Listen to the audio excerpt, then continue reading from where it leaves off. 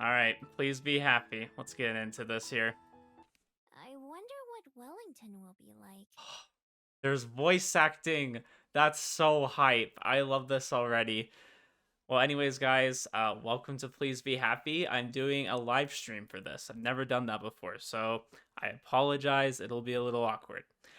But anyways, we're gonna jump into this. I've been excited for this game. I played the demo over a year ago, so it's been a long time coming, and I'm excited that I can finally play it. This is a Yuri visual novel, and I think it's gonna be pretty good. They added voice acting since I last played, which is exciting.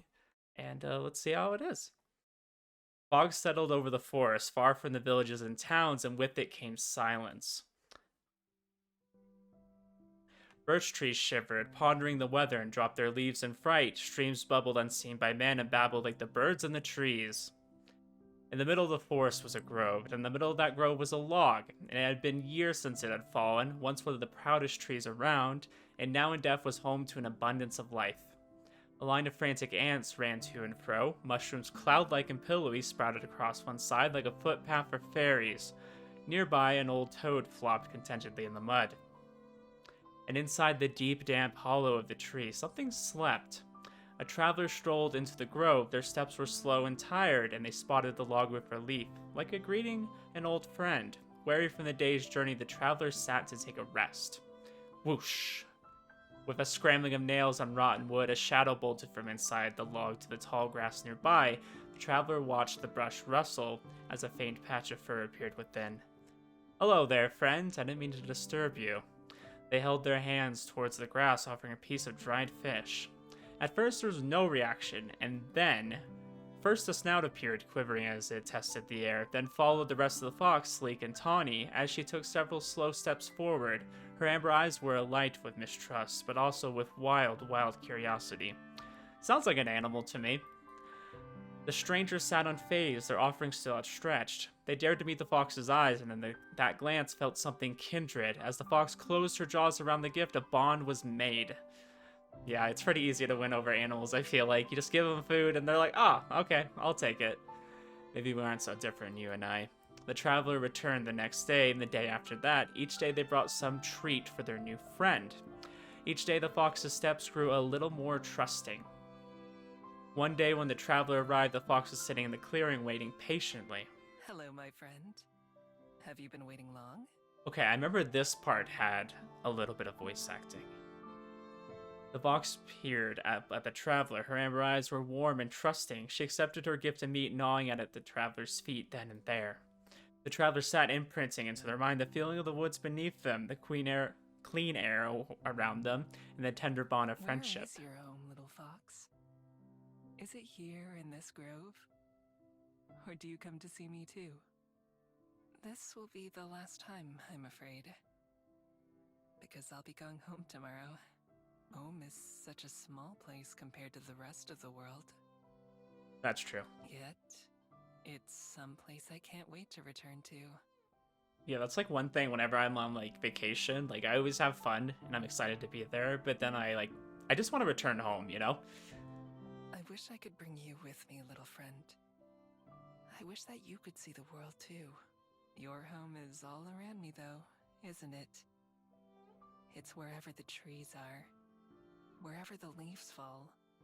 Little fox, perhaps it's you who's the more fortunate of the two of us.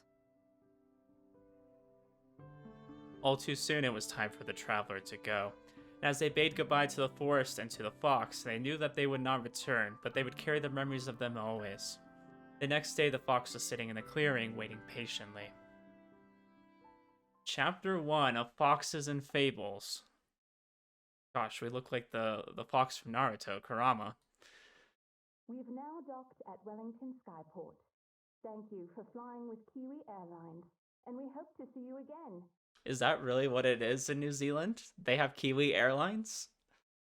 The intercom's announcement is muffled in the closet where I'm hiding, just like the clatter of the seatbelts and the chattering of passengers getting ready to disembark.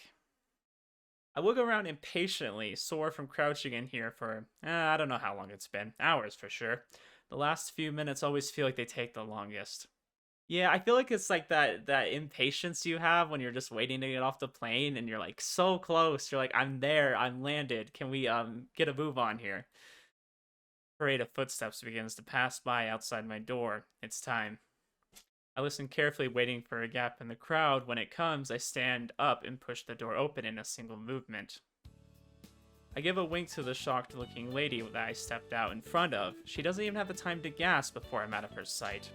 Humans, they're always kind of slow. I nod up at the smiling flight attendant as I pass her by and then throw out my hood to cover my face. It's been a while since I last flew, but it doesn't seem like things have changed much. It's always been harder to sneak off than it is, or harder to sneak on than it is to sneak off. Follow the crowd at the end of the walkway and step onto the ground. After a long stretch, I take a deep breath and savor the fresh air after being stowed away for so long. Can you imagine being like stuck in a suitcase for hours? And you know it's a long flight too, because there's nothing really close to New Zealand. I mean, maybe Australia? I mean, I'd have to look at a map. I think that would probably be the closest.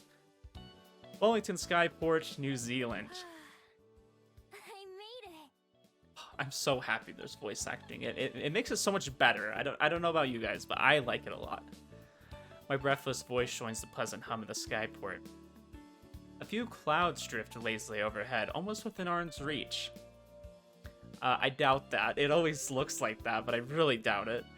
The sound of the waves rolling onto the shore is like a lullaby. It makes me want to burrow into the sand and take a nap. But I can't. First, I need to get out of here. There's one more challenge ahead. Up ahead, this snaking line of passengers splits as people are funneled into a few security stations. When I'm too far back to hear what the guards are saying, it looks like they're examining a little booklet from each traveler before letting them pass. Even sure like processes and procedures. Yeah, we like to be as organized as we can, but definitely don't have a booklet like that. Glancing around, I hope to find another way out. An open window would work, or even an unguarded exit. I'm pretty sneaky when I need to be. Oh, we can see her fox ears over here. It's very interesting how they kind of just poke out from her hair. Like, they're very clearly not hidden. Fortunately, it looks like the only way to leave is to go through security. Without any other option, I join one of the lines and prepare myself. I'll have to do this the old-fashioned way. The line moves briskly as passengers are cleared one after another, and I'm almost at the front of the queue before I know it. As a passenger in front of me approaches the booth, I listen closely. Good afternoon. Passport, please. Right here. It's good to be home. I'm sure. Welcome back. Is that really what people say? I've never traveled internationally, so I wouldn't know. But do people really be like, oh, it's good to be home? I feel like that's the equivalent of like clapping on a plane when you land. It's just a little cliche.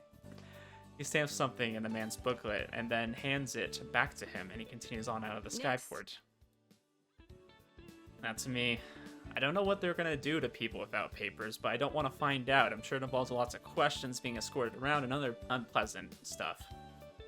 Casually approaching the gate, I put on my brightest, friendliest smile while keeping a slight distance. With my breathing steady and tail calm, I'm sure I put on a convincing act. Yeah, I mean, the ears definitely don't give you away at all. Passport, please. Of course. Gosh, I feel like I'm playing Papers, Please, if you guys have ever heard of that game. I fumble around in my pockets pretending to look for my passport. Yeah, pretending. Instead, I grab the useless clunky phone that I've been carrying around and let it clatter to the ground at the guard's feet. As expected, he bends down to retrieve it for Let me me. get that for you. Oh, how kind of you. I make a run for it, bolting ahead and rushing past the security booths as quickly as I can. Hey, you wait. We're just gonna dip. We're not even gonna ask questions. Stop! By the time they realize what's happened, I already have a few seconds head start. My inhuman speed combined with the natural chaos of the skyport should also buy me a bit of time. Still, I've got to get him off my tail.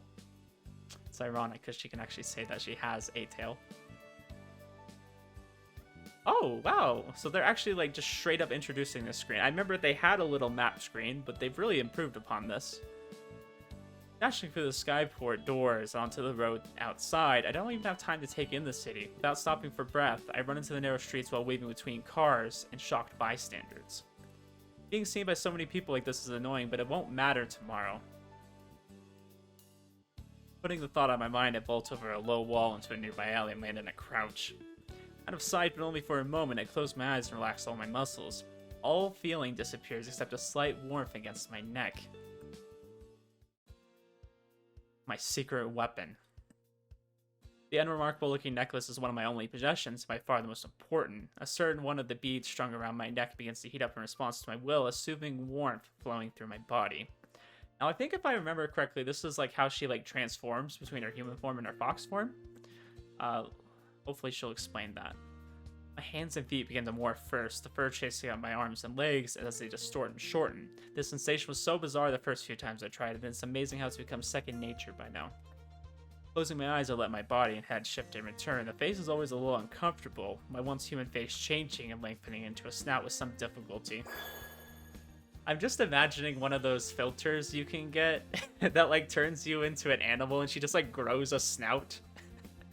The process complete after only a few seconds. I open my eyes, not as a human, but as a fox. Wow, okay, they showed that for a millisecond. Dart away without waiting, far quicker on 4 legs than I could ever be on 2. Obstacles like the stack of garbage cans ahead would be a pain to get past as a human, but instead I'm able to flip between the gaps without slowing down. Sounds like the security guard hasn't given up on me yet. I pick up the pace, running as fast as my paws will take me. Did they recognize we're a fox? I mean, that would be kind of weird. Yeah, how many tails do we have? Let's see, we got 1. Is that 1 right there too? I can't really tell. Kind of right above the last one. So we got 1, 2, 3, 4, 5, 6, 7, 8, 9. Do we have 10? We either have 9 or 10. His heavy breathing gets farther and farther away. In just a minute or two, I know I'm safe. I don't know where I am, but it's not like I knew where I was when I started running. You know, fair point. I almost feel bad for the guy who was chasing me. He never stood a chance. Even in the crowded city streets, there's no way anyone or anything can outrun me. The wind just wishes it could keep up with me. Okay, well, what's our game plan then? Are we just gonna run around the city, like, trying to escape from people? Comfortable that the danger passed, I slip into another alley. Once I'm sure that I'm alone, I close my eyes and concentrate on the form I want to take once more. That familiar flowing warmth runs through me again, my body stretching and deforming at my command. A few seconds later, and I open my eyes to glance at my hands. Better luck next time. Someone's confident. Brushing the dust off, I nonchalantly stroll out of the alleyway and back into the streets. The odd person walks by on this errand or another, not paying any attention to me, just the way I like it. Left, right, past turn, left. Mapping out a path in my head, I look for a way to the main roads. It'll be easier to get my bearings there. I pick turns at random without any real destination in mind. When I decided to make the journey to Wellington, it was pretty impulsive. I'd overheard another pair of travelers talking about it and how beautiful a city it was. With a moment now to take in the scenery, I can see that they weren't wrong. Yeah, I've never been to New Zealand or Australia or anywhere even remotely close. I think that would be nice to visit. I think it would be an experience for sure. It's definitely not a place I'd want to live. I just heard they have a lot of bugs in Australia, a lot of poisonous things, or venomous, whatever word you want to use. Lots of dangerous things. That's all the point I'm trying to make here. The streets around here seem like a mix of homes and businesses. Everything is very colorful, even the brick walls are covered in pictures and paint. In the distance I can see green hills are lined of houses, as well as green hills are completely empty. There are a lot of hills now that I look around some.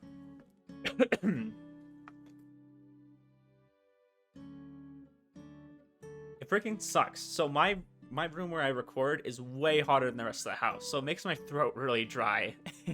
Very hard when I'm talking for long periods of time.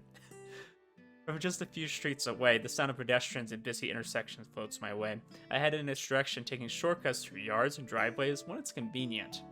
In one lawn, a big dog growls at me as I walk past, but when I transform and growl right back, he tucks his tail and runs away.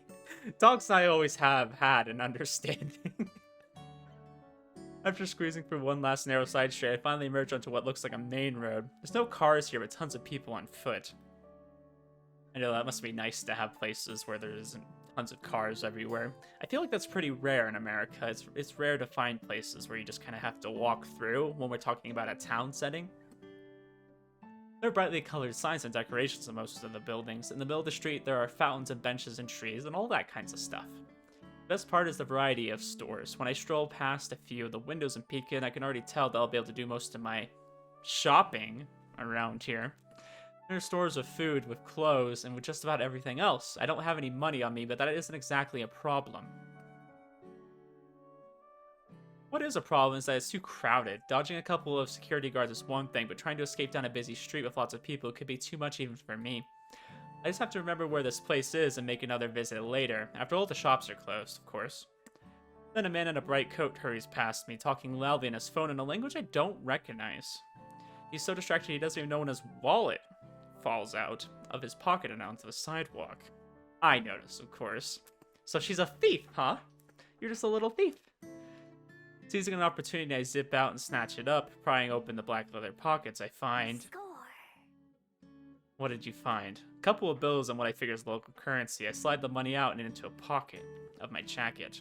But now the man is so far ahead that he's almost out of sight. I have to hurry and catch up to him to give him back his wallet, and he barely even says thank you. I should have just kept the whole thing.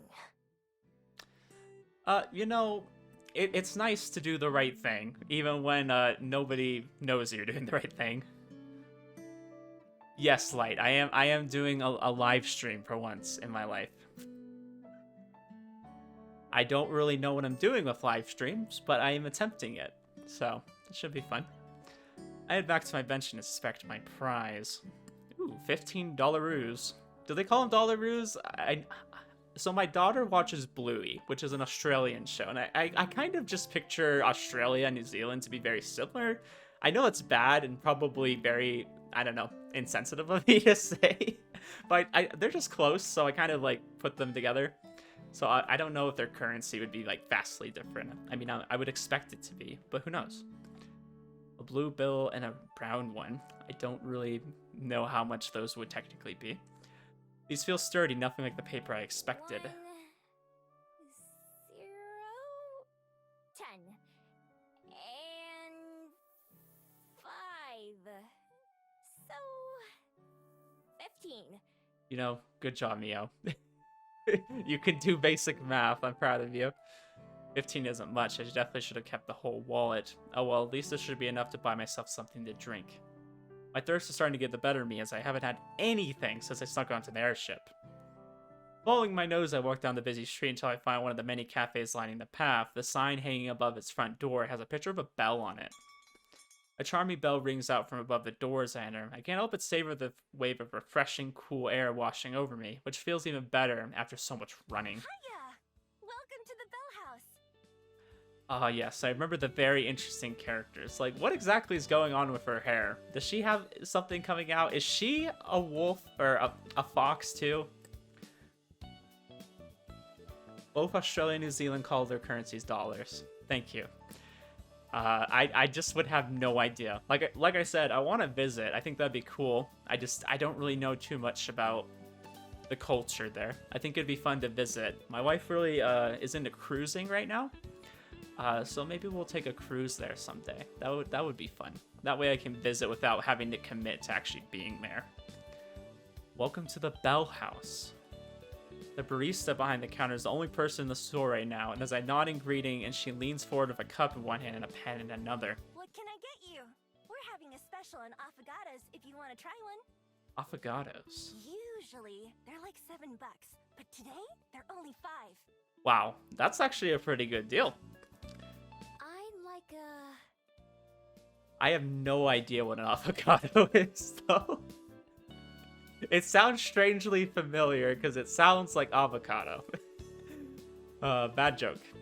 I'm not sure what an affogato is. Is that a vegetable? Not wanting to commit to the strange sounding drink, I look at the menu instead. Unfortunately, it's full of handwritten, spindly letters. I can't read a single word, but there are no helpful pictures. Safe option it is. I'll just have a vanilla latte. Alright. You know, simple, but that's just an easy choice, right? Oh, boring. But okay. Name? Wow, how rude. Wow, that's so rude. What do you mean boring? You're not supposed to comment on my drinks, okay? You just do your job. I'd rather have my wife do twin tails than go on cruises and trips, let's be honest. I mean, why can't I have both? Why do I need to pick one or the other? What about a cruise while she has twin tails? I don't know, she just cut her hair, actually. She had really long hair, and she just cut it recently. It's kind of like little past shoulder length, so it's a lot different now. I don't know what hairstyle she now has available to her, but I think she likes it. It's kind of a big change for her. Miho. It's my first time testing out how that name sounds, and I decided I like it. I decided on the airship that was the name I would use here in Wellington. I've had so many names throughout my life that I can't remember most of them. For each new city I visit, I come up with something new. Foxes don't have any use for names, so nobody ever gave me one. She scribbles something on the cup with a black marker. If that's how this name looks, then I'm even more pleased with it. $4.50, please. $4.50, okay, we can afford that. I hand her the brown bill, and she gives me back a big coin with a picture of a boat on it. Alright. I'll have this ready for you in no time. Oh, 1 second, my cat wants out. You want to say hi real quick? Want to say hi? Here you go. You can have my fox. My fox. He has ears and a tail. You can say hi?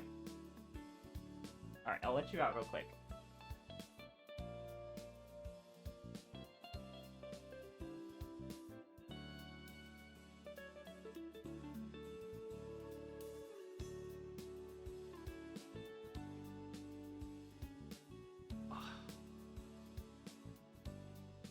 In case anyone's wondering, her name is Kwai. I know, bad name. But, you know, that's the first word that came to mind to describe her. I was like, oh, she's cute. You know, she wasn't really like my first pick for a cat at the shelter, but they kept saying that she was looking at me. So I ended up picking her up, and she really I don't know, we had this bond. Yes, the true master of the house appears, the cat. Or my wife, you could say either or. She sure seems enthusiastic. I notice she spins around and starts working, looking about somewhere to sit. I decide on a seat by the window with the sun pouring in.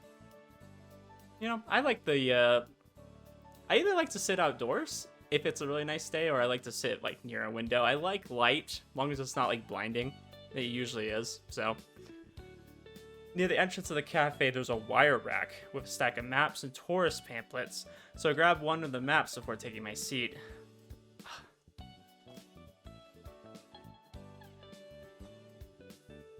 Yeah, I absolutely hate how hot it is in this room. It's crazy. It's literally snow on the ground outside, and I'm burning up in this room. The rest of the house, cold. Just this room. This cafe is big and bright with plants everywhere. They're on the walls, on the floors, and on the ceiling. Most of them are real and vibrant, obviously being well cared for. Yeah, I like the little orbs. My wife got something like that, and it unfortunately fell and broke, and I had to clean it up. So I don't like that about them. I don't like that they're very easy to break. Even the lights that hang down from the ceiling have glass ornaments of little shrubs in them. It seems like I made a good choice coming here. Any place with a bit of nature in it is more comfortable than places without. I would agree with that. I feel like actual live plants do liven up a place. I guess I should find a place to stay. Yeah, I still have a plant in this room. Hi, Kelly. How's it going? I have no idea who's in this stream or not. I just have a little thing for chat. I don't really know much about streaming, so this is very new to me. But I wanted to stream this game because I was really excited about it. Yeah, we probably should find a place to stay. I think that's probably priority number 1. Looking down to the map I took, I traced the path I made from the port to this cafe. It's useful, but it doesn't really tell me anything about the houses in particular. I need to find a higher vantage point. I moved my finger along the hills I noticed from outside, following the little brown path to a patch of green with a little mountain icon. That should work for now. Miho! Oh, that's us. My ears perk up right as the barista arrives and places my drink in front of me. Thanks! I reach over and take the warm cup in my hand, but the barista doesn't let go. You ready for the rain tomorrow? Oh no. It's our worst enemy. She's making small talk. Huh? It's gonna rain tomorrow. Yeah? You glance behind me out the window. It's as sunny and blue a day as I've ever seen. How do you know that? There aren't any... I'm just good with the weather. Anyway, if you forget, then you'll be sorry. I get a feeling that she doesn't really know about weather reports. She finally lets go of my drink and heads back behind the counter. People are weird. Has the barista pulled out on everyone? I would say no. I feel like most places are so busy they don't really talk to their customers very much. I mean, occasionally you'll get a place that's nice, and it's usually probably because they want to tip. At least here in the United States. I know outside of the United States people don't tip, and you guys have it lucky. You don't have to help support a business. Like, if you can't afford to pay your people, why are you running a business then? I could rant a lot about how much I don't like certain things here. But, you know, I do like living here for the most part. Sitting on the doorstep, I have my first sip. This is really good. It's pretty plain but well made. The coffee isn't too bitter, which is perfect for me. With a moment to myself, my thoughts turn inwards as I sip the warm drink. My first travels were in search of someone, but despite my whole life being spent trying, I haven't made any progress in finding them. So I've taken to simply wandering, going wherever I wish at the time. I'd been itching for a change of scenery anyway, so I boarded, well, snuck onto the first airship I could find. The best part about owning nothing but the clothes on my back is I can pick up and leave whenever I feel like it. It does sound like the life to me, for sure. Take a moment to get my bearings and look around. I see a tired-looking person shuffling along the far footpath with a briefcase in their hand. They stop outside one of the buildings, take a deep breath, and pat their face a couple of times and then go inside. Wonder if they're doing a job interview. Must be looking forward to whatever's going to happen in there. Maybe they have to fight someone. Yeah, sure, you could say an interview is a fight, for sure. Through the large glass windows of another store, a fawn is trying on a pair of shoes, but they don't seem to fit her hooves. What? Are we talking about an actual, like, deer? Or is that just what she's describing someone as? People waiting with her look annoyed. I wonder if she fusses around with her footwear a lot. For a while, I simply let the day roll by and watch the various figures who stroll by. People watching is fun, especially in such a busy city. Yeah, I think it's nice when you're sitting down and eating something. You can just look around, see what people are doing. You're like, huh, interesting. That's what normal people do. Eventually, I go to sip my coffee, only to find nothing coming out. With no more reason to stick around, it's time to go. On the sunlit street, I look about to match what I can see with the map's directions. There's a tall green mountain in the distance ahead of me, which must be the one on the map. It'll be the perfect vantage point for the city. Ideally, I'll find an empty building I could crash in, but it's not necessary. A roof over my head would be nice, but I'm plenty used to sleeping outside under the stars. Sometimes it's better than sleeping in a bed. I mean, if we're talking about camping, I mean, she's a literal fox, so, I mean, she could just sleep wherever, I guess. Encouraged by the plan forming in my head, I set off the long walk to the summit. Alright, so we're heading to the mountain, I guess. Is this the mountain right there? I believe so, it's green. The path to the mountain turns out to be less simple than the map made it look. First, the trail takes me along the waterfront, and then it turns upwards through a small forested area. Being among the trees and their tall shadows makes me feel at home. When the path leaves the woods again, I'm a little disappointed. It leads up to a paved road, so I stick to the edge to avoid passing cars. Sometimes I take shortcuts through yards or on unmarked paths. There are quite a few nice-looking homes right along the roadside. I make a mental note to go check them out when I'm low on money or food. Wow, okay. She's already planning on stealing. That's nice. That's good. Not much further along, a concrete lookout offers another glimpse of the city below. A couple airships are coming in at the port, or at the dock at the skyport, probably from one of the other floating islands. There's still a ways to go to the top of the mountain, but luckily the walk has been easy so far. I wouldn't even consider it a hike. Eventually I reach the final stretch of road. I can see where it curves ahead to the summit, but I hurry to the end. A metal railing spreads out like a crown on top of the mountain. As I go to toss my empty cup away, a pair of chatting tourists passes me by. How far is it from here? Oh, about an hour from the base of Mount Victoria, so a bit further from here. Mount Victoria. Glad to know what this place is called. I say the name out loud to help commit it to my memory. Gosh, I'm glad I'm not the only one who does that. I have such a bad memory, especially when it comes to, like, names. So I really have to, like, make an effort to remember someone's name. Or else I will just forget it. I literally will hear it and forget it the moment I heard it. Like, it doesn't even register. Standing at the edge, I'm treated to a wonderful view of Wellington. It does look like a nice city. I mean, let's see, that's the bay right there, right? The city forms a crescent moon shaped around the bay, which glitters like a sapphire from up there. The sun is starting to set, and that makes the water even more shimmery. Even more airships can be seen coming and going. I think that I can see the edge of the floating island we're on, miles out in the open sky. I survey the city using the skyport as a reference point. From up there, what felt like such a long chase really doesn't look far at all. If I strain my eyes, I think I can even see the coffee shop from earlier. What was it the barista said it was called? The Bell House? Kind of a tough to make out details. My hearing and sense of smell may be great, but my eyes aren't that much better than a human's. Then I noticed something useful. Look! Is that our house? I feel like everybody said that as a kid, like, "Oh, I can see my house from here." It's like, no, you can't. Don't lie. You don't know of all these little dots which one's your house. It's like, who are you kidding? Probably.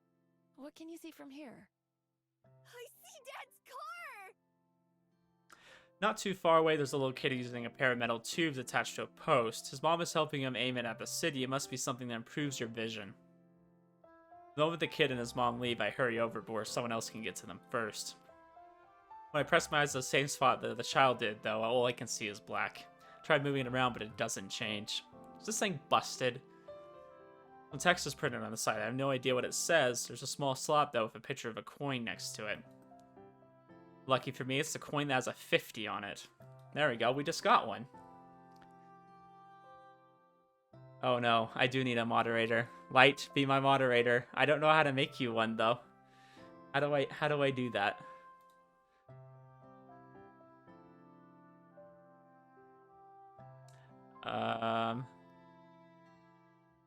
There we go. I added you as my moderator. If you see anything like that, delete it. I don't know. I've never streamed, so I have no idea. I put the coin that I received from the barista into the slot and spin a lever. The machine eats my coin, then when I put my eyes to it again... Yes! We did it, boys. We did it. Everything looks much closer now. Even the trees on the other side of the hill appear in crystal clear detail. Like I'm standing right next to them. I aim the viewing glasses at the city and look around, trying to find a good place to rest for the night. Houses are a no-go, even if they look empty or abandoned. You can never let your guard down even for a minute. So, this is New Zealand, huh? It reminds me a lot of Canada. I remember going into Victoria. That's the only part of Canada I've been into, which is kind of like an island, I believe, to the west of Canada. It kind of reminds me of that. You kind of have a bay as you come in. Well, thank you. I will have you do your duty because literally I don't know who else to moderate. I don't really do this often, so I don't really have people in here that I trust. Same with most shops. I don't have enough money for a hotel, and I won't risk sneaking into one of those either. As I'm studying the site, trying to memorize as much as I can, there's a clicking sound, and once again the view goes black. Stupid machine. Smack it a couple times and check again, but I still can't see anything. Well, whatever. Looks like I'm sleeping outside tonight. Guess this place is as good as any. I would think so. I mean, it's on a mountain, so it's probably farther away from people. I mean, I guess if that's what she's looking for, it should be good. Head back down the trail a little bit and veer off into the underbrush. Not perfect, but it'll do. I guess there's like, if you look kind of to the right, there's like some houses or something on the hill there. Might have to be careful. If someone saw you just transforming into a fox, that might be a little bit of a weird conversation. Usually when I make a den, I prefer to find a place far from other people, a place where nobody will find me. I doubt I'll find anything perfect, but this is good enough. It's fine. Can't afford to be picky. She just transforms in an instant. Okay. Once the trail is almost out of sight, I transform again. My neck gets warm as my bead activates, and a few seconds later, I'm on all fours. As a fox, the sensations of nature are much stronger. The earth beneath my paws is cool and refreshing, and the breeze whips through my tails like a massage. I hurry down a hill covered in grass, so tall that it reaches over my head. I can smell fresh water and follow the scent to a small stream where I'm able to parch my thirst. It's just as satisfying as the drink I got at the cafe, but in a different way. And being able to slurp up water is way more enjoyable than having to use a straw, or worse, one of those lids with the tiny holes. Yeah. Okay, I'll give you that one. I mean, I like straws. It kind of sucks that we're going through this phase where we're kind of banning straws, but... And then we have to replace them with those awful, paper ones. We need to find a better, more eco-friendly alternative than the paper ones. I just hate how they degrade. For a little while, I follow my nose to some berries and some edible plants that'll do for a snack. Unfortunately, unlike the water, foraging is never as satisfying as eating human food. If I want a real meal tonight, then I should pick up the pace before it gets too late, so I want to get this done now while there's still daylight. I keep close to the stream and search for a place where the ground is soft. Before too long, I find a promising area. A small valley with hills on both sides and thick foliage on the others. I'm still close enough to civilization to hear cars and other city noise, but the area I'm in doesn't seem like it gets visited very often. At the very least, it doesn't really smell like people. The spot I settle on is a nice mound of earth near the edge of the woods, partially hidden by a tall tree with low-hanging leaves. Even if no one comes by, it makes me feel better knowing I'll be out of sight. And so I start to dig. My claws rip away the dirt as I burrow downwards, widening the tunnel just enough for my sleek frame to fit. First I dig forward and then downwards, widening out an area that's big enough for my whole body to fit. This is something I've been doing my whole life, even back when I was just a regular fox. I think that's why I don't mind it too much. Compared to sleeping inside somewhere, it just feels right to me. Well, there we go. We have our little cave. Our little den. One thing I really do like about this game, though, and I got a taste of this in the demo, is that there is a lot of dialogue. And now, when I'm trying to talk and I'm trying to, read all of it, it kind of sucks. But I do like this game because it reads almost like a book. It really feels like a story to me, if that makes sense. I like visual novels that can do that. It's not your typical, like, Japanese novel, where it has kind of a similar feel to it, I guess. This feels very different than most visual novels I play. It takes a little while, and by the time I finally finished, the first few stars are starting to peek out from the sky. Shake myself clean of the dirt that sticks to my coat, and then transform back into my human form. Spread this here, a couple of branches here, some leaves there. Yep, we're gonna make it look all nice. Perfect for a fox. Walk around the valley a bit, checking from different angles. Not bad for just an afternoon's work. I can't say that I've ever seen a fox burrow, or den, whatever you want to call it. Yeah, I've never seen one in person. A classic kinetic novel? This is actually one that has 4 different endings. I believe there is decisions you can make. I don't know necessarily what those decisions are, because previously I only played the demo. But there's 2 main girls in this, and I believe you can get 2 endings for each. I don't know if that's a good and a bad ending, or how those endings work. Maybe one's more of a friendship, maybe one's more of like a love interest. I'm not sure, we're gonna have to see. If you weren't looking for it, I don't think you'd ever notice anything out of place. All that digging has made me work up an appetite, not the kind that'll be satisfied with just a few berries. Ugh, I'm so hungry. I haven't had a real meal since yesterday. My stomach rumbles painfully. I've been so busy since arriving here in Wellington, I forgot just how hungry I was. Yeah, we only had that, like, small coffee earlier. Probably need something a little more substantial. Grab some human food back in town. Casting one glance at my afternoon's work, I set off towards the city. Work never ends. Time to get some food! I love how enthusiastic she's about food. She's literally me. That's like one of my favorite things in life is food. Is that bad? Is that why I've gained so much weight? Because I just love food. I'm a bit disappointed when I finally get back to the busy street from before. I was hoping that it would be emptier now and that all the stores would be closed. Turns out I was half right. A lot of the shops have gone dark for the evening, but there are just as many people walking around now as there was earlier. In fact, there might even be more. The patio of a restaurant has a bunch of tables full. A mermaid is sitting in the fountain I sat by earlier, chatting with a cyclops. Is there other things than humans in this? I kind of assumed there wasn't, but I mean, it would make sense considering we have wolf ears, right? Maybe there is, like, non-humanoid things. After pacing up and down the road for a while, I sit down and try to figure out what to do next.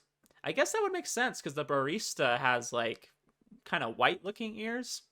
I don't know, maybe there's a mix of people. Maybe they're, like, kind of, is it anthropomorphic? Where it's, like, an animal that looks like a human? Maybe it's something like that. Not too worried about what would happen if I got caught stealing. I just escape, obviously, and even if they somehow managed to catch me, it wouldn't be an issue for very long. See, there's something different about me that makes me extra good at being a thief. It's not just the skills I practiced over the years, like picking locks and sneaking around. She's literally playing IRL Skyrim. No, it's a bit more special than that. Without fail, every single person I meet forgets about me the next day. Oh, that's kind of a cool power to have. I don't know why, but I don't really care either. It's magic, and that's all I really know about it. Really useful magic. Everywhere I go, no matter how careless I am, all my problems are solved by the next day. That doesn't mean there's no danger. I've been caught in the act before and beaten her ass before I can manage to get away. I even lost a few prizes I stole fair and square because I had to get going in a hurry. But if someone sees me that isn't able to stop me, I know that I'll be home free. Sure, they might remember having something stolen, but they'll never know who did it. It almost makes things too easy. So she literally has a power that's perfect for stealing. Right now, it'd be smarter to just come back even later in the dead of the night and hope that there are no people around. I'd be able to take my time browsing without having to worry about making a quick escape. Where's the fun in that, though? I'll walk casually up and down the street, glancing into windows without being too obvious about it. Some stores still have customers inside, others have locked their doors and shut off the lights. Most of the restaurants are still open and are only making me hungrier. Stealing from restaurants is a bit much, even for me, though. I've tried it before, but all the cluttered kitchens as well as all the tables and chairs make it hard to get around. Plus, I've learned the hard way that there are plenty of hot or sharp things for angry cooks to throw at you as you try to make your way out. Oh yeah, I mean, imagine a kitchen full of knives would be an easy thing to throw, but instead, packaged and pre-made foods are my best friends, things I can grab multiples of at once and stuff into my pockets. If I'm really lucky, I'll find a place with refrigerated sandwiches or salads, or sometimes perfectly good hot food that gets thrown out. You wouldn't believe the kind of stuff that's available if you don't mind sifting through the trash a little bit. It's not ideal, of course, but a hot meal is a hot meal. Amen. I know plenty of foxes have eaten much worse. Target spotted. Oh no. What are you gonna do? She's gonna steal from somebody here. Perfect. A small convenience store, snacks lined up behind the window. Even better, the shops on the other side are closed too, so there's not many people in that area. Locked, huh? Not surprising. I mean, I would hope they lock their store. They're just asking to get stolen from it if they don't. I head down a nearby alley and find the back door, which is probably where they bring in the new products. The alleyway is dark to begin with. My dark clothes help me hide even better. I glance around the alley, glad like always for my excellent night vision. Nobody's watching. Nobody's even around. Pull up my hood over my ears and tuck my tail between my legs, leaning against the sturdy door. To anyone not looking closely, I'm sure I appear as nothing more than a shadow. I dig around in my pocket until I find my trusty lockpick, and then set to work on the door. It isn't a complicated lock at all, just a regular keyhole. He's about to go old lock-picking lawyer on us. With a click, the latch springs open just a few moments later. Bingo. Huh? Trying to remember what he says, like, it's binding on 3. I love watching his videos. He just picks these, like, really, like, complicated locks in a second. I try to tug the door towards me, but there's a chain on the inside that keeps it from opening very wide. There's no way a human could fit for the gap, but it would be easy for a fox. First, I slink away for a bit, idling on the nearby street like a regular pedestrian. I wait to see if anyone shows up, just in case I triggered a silent security system. Smart. About 10 minutes, I decide it's safe. I transform into the cover of darkness in the alley and slip into the building before transforming back. Wonder what she's gonna grab here. I don't know, these all look like they're like maybe in Japanese or maybe some other kind of language. Like there's like a triangle. I don't remember Japanese having a triangle. The shop isn't very big in the receiving area. It's just a small hallway with a few boxes of soda and candy bars on the floor. I grab a couple of my favorites and shove them in my pockets. When I creep around in the main area, I make sure to stay low to the ground, trying to avoid being seen from the outside. Not exactly hidden, but as long as I don't stand up, I shouldn't attract anyone's attention. Move fast, cramming as much into my coat as I can. Cookies, protein bars, popcorn, not very picky. When my coat starts to feel pretty heavy, I grab a plastic bag from behind the counter and transfer some of my loot into there. I also take a few bottles of water and sports drinks from the coolers. So just as I'm about to leave, I spot a few of those coveted plastic wrapped sandwiches I was thinking about earlier. Jackpot. Ew, people actually get excited about those sandwiches? I don't know about that. I mean, especially when you're talking about like gas station or like convenience store sandwiches. Not my area that I like to look at food in. Lockpicking lawyer might have as well spoken Japanese. Yeah, I mean he does He does know what he's doing, which is nice. It's very entertaining to watch his videos. Especially the April Fool's ones, where he just makes everything over the top. I love those ones a lot. Fill my bag with sandwiches until it's almost overflowing and I head back out the way I came. In total, I was in and out under 5 minutes. I've got enough supplies to last me several days. When I step into the alleyway, I glance around in both directions, making sure no one saw me emerge from the store. I don't see anyone, but my neck prickles as if someone was watching me. I sniff the air, but I don't notice anything out of the ordinary. Nothing that wasn't there before. What I've learned is anytime you feel like someone's watching you, there probably is. I wouldn't be surprised if there's like a security camera around or something.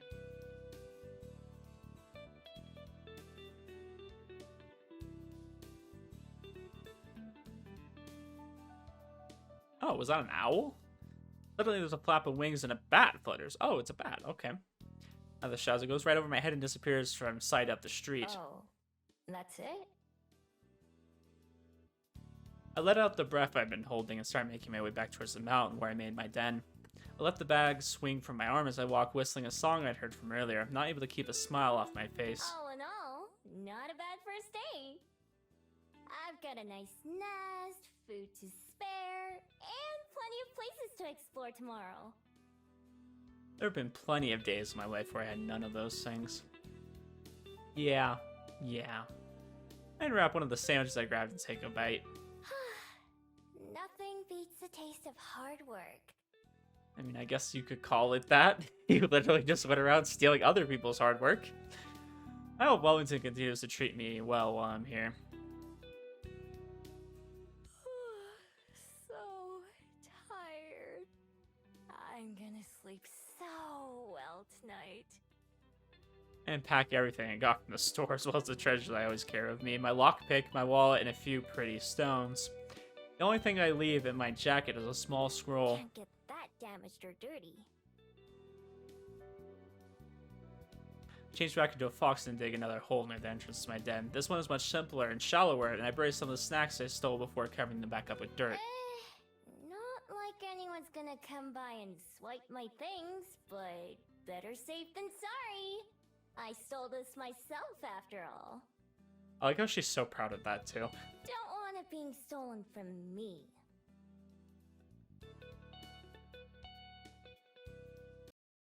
Stuff like my pen and my favorite rock go into the barrel with me since I like having them close by. She has a favorite rock.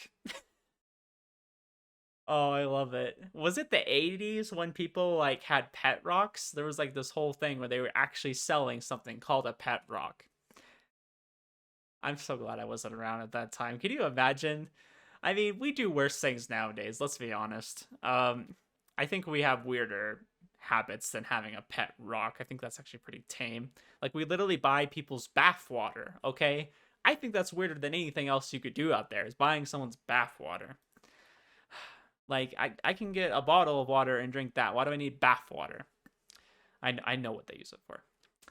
Once I've gotten everything where it belongs, I climb into the hole myself, turning a few circles before settling down with my tail wrapped around me. From here, I have a perfect view of the stars. I don't think this was in the demo. This is nice. I like having her looking up at the sky. Look up at the clear night sky through the mouth of the tunnel. I feel bad for all the people way down on the underworld. Can they even see the stars from there?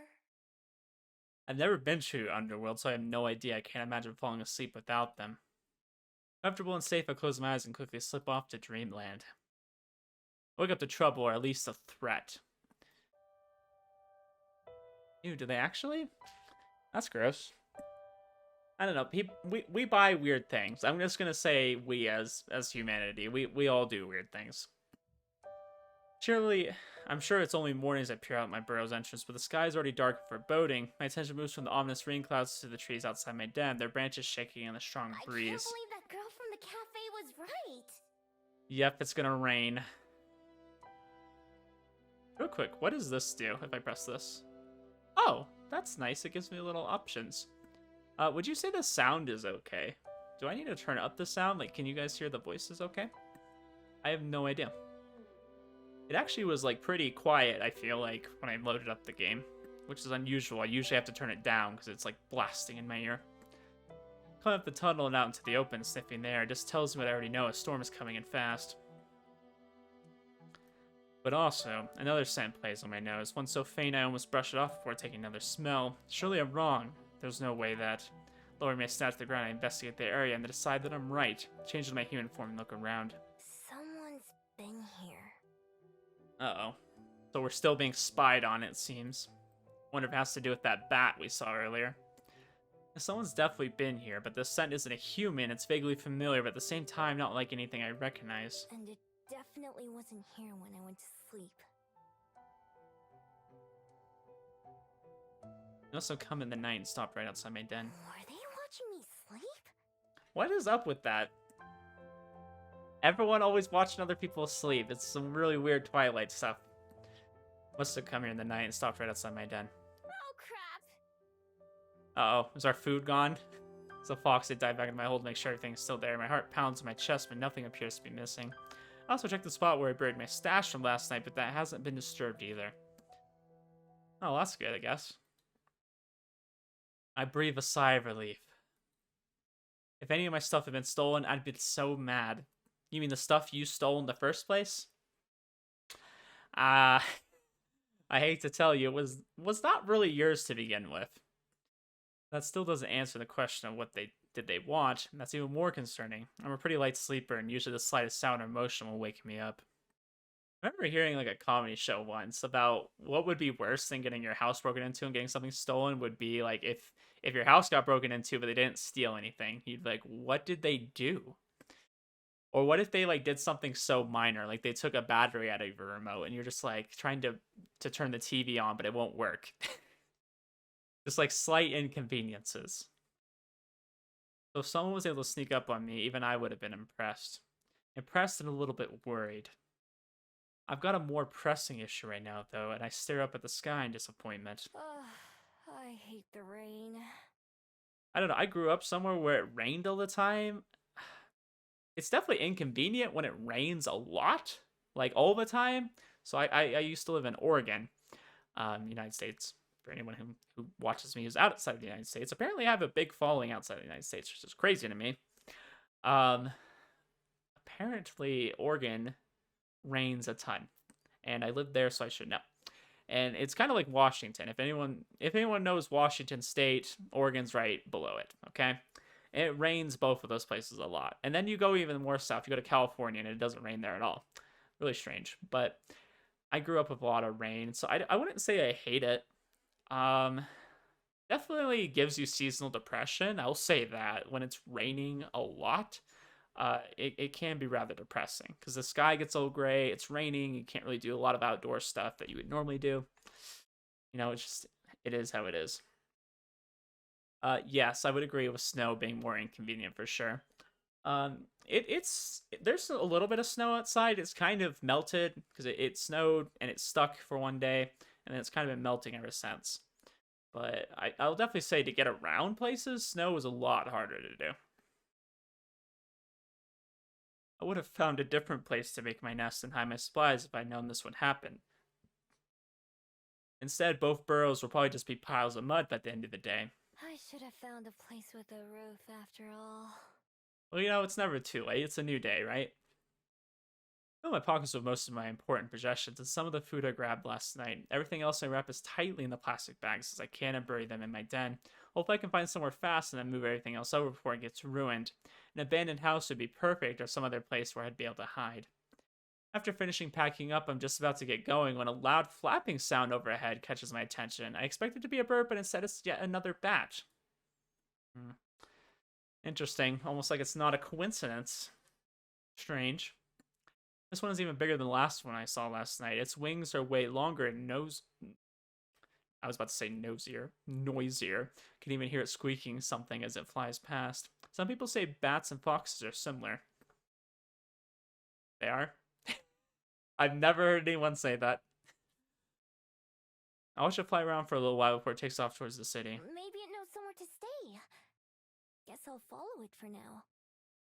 Okay, why not? We don't have anything else better to do, right? A couple of times it disappears between the trees, it just goes too far ahead, but I always manage to catch back up.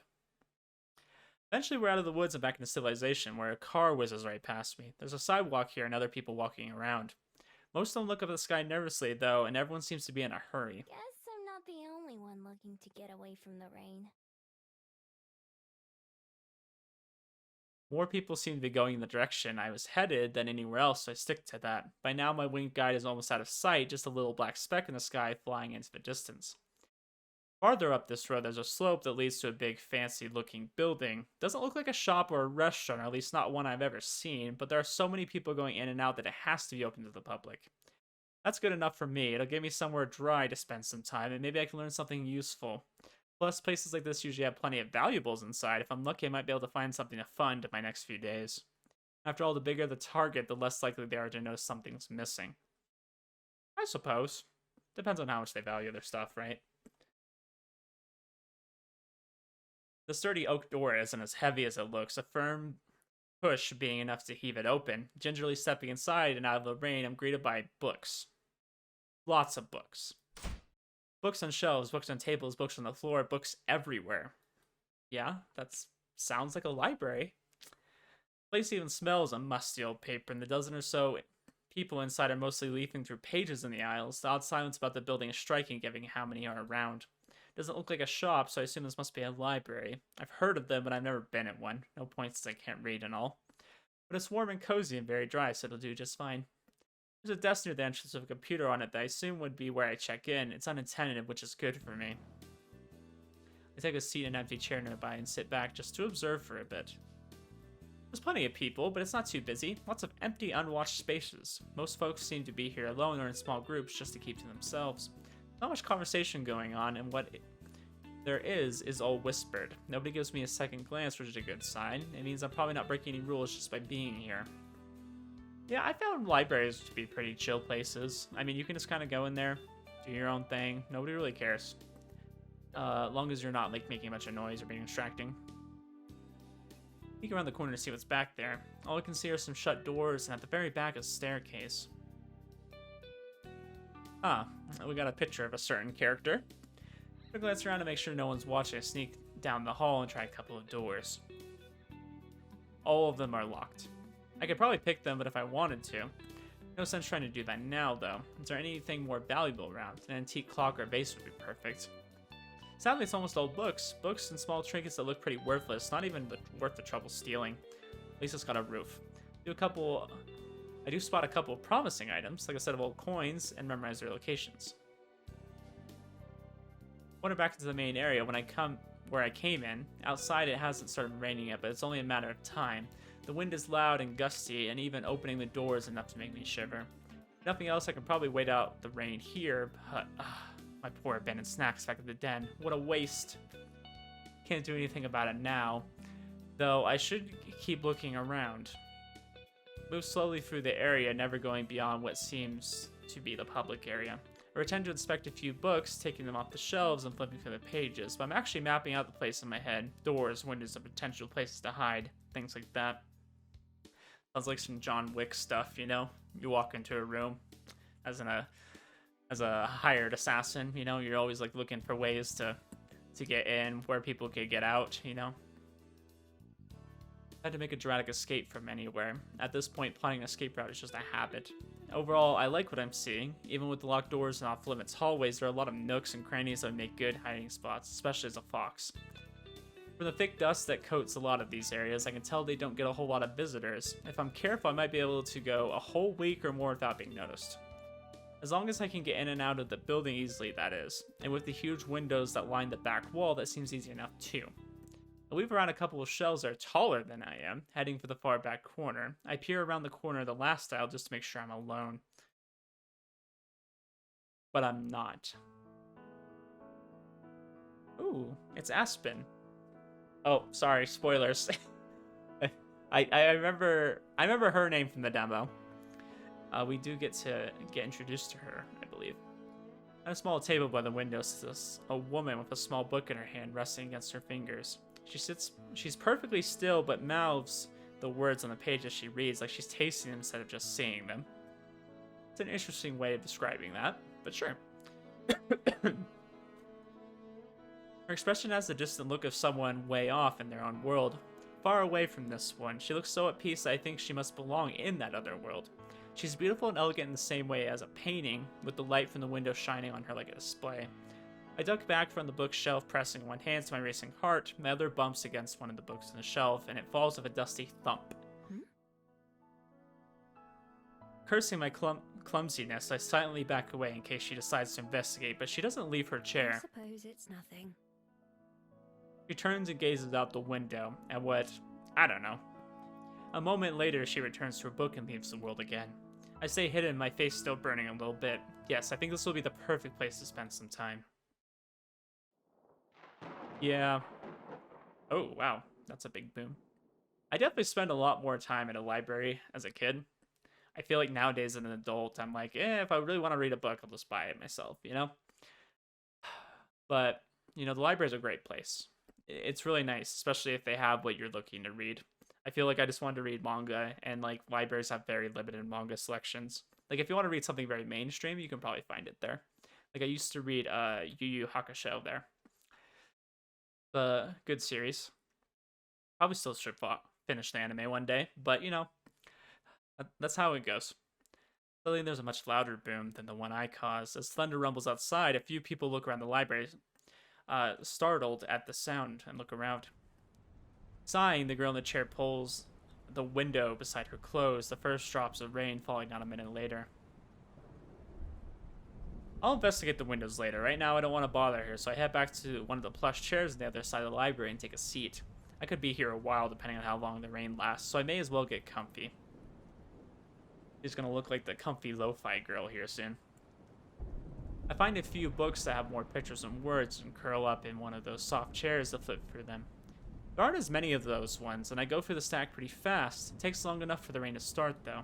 The longer I read, the louder the pounding of the rain and the howling of the wind become. Guess it's not letting up anytime soon. I can't complain, though. This library is pretty cozy by my usual standards. It's warm and safe, and nobody tells me to go away. I even have snacks. Nice, we got snacks. More than once I get up and walk around the library again, even though I've got most of it memorized by now. I take note of things like a child's stuffed toy that's lying on the floor in one section, or the thin blanket that's stuffed between a bookshelf and the wall. On my third or fourth trip around, I finally find something I've been looking for. One of the far corners totally opposite from where I was reading earlier, there's a single chair and a small table. On the wall nearby is a portrait. The painting itself is of a girl with light brown hair, but I barely paid attention to that. What I'm interested in is the frame. Those frames are really hard to make. Apparently my grandpa, built frames for his pictures, or his paintings, I should say.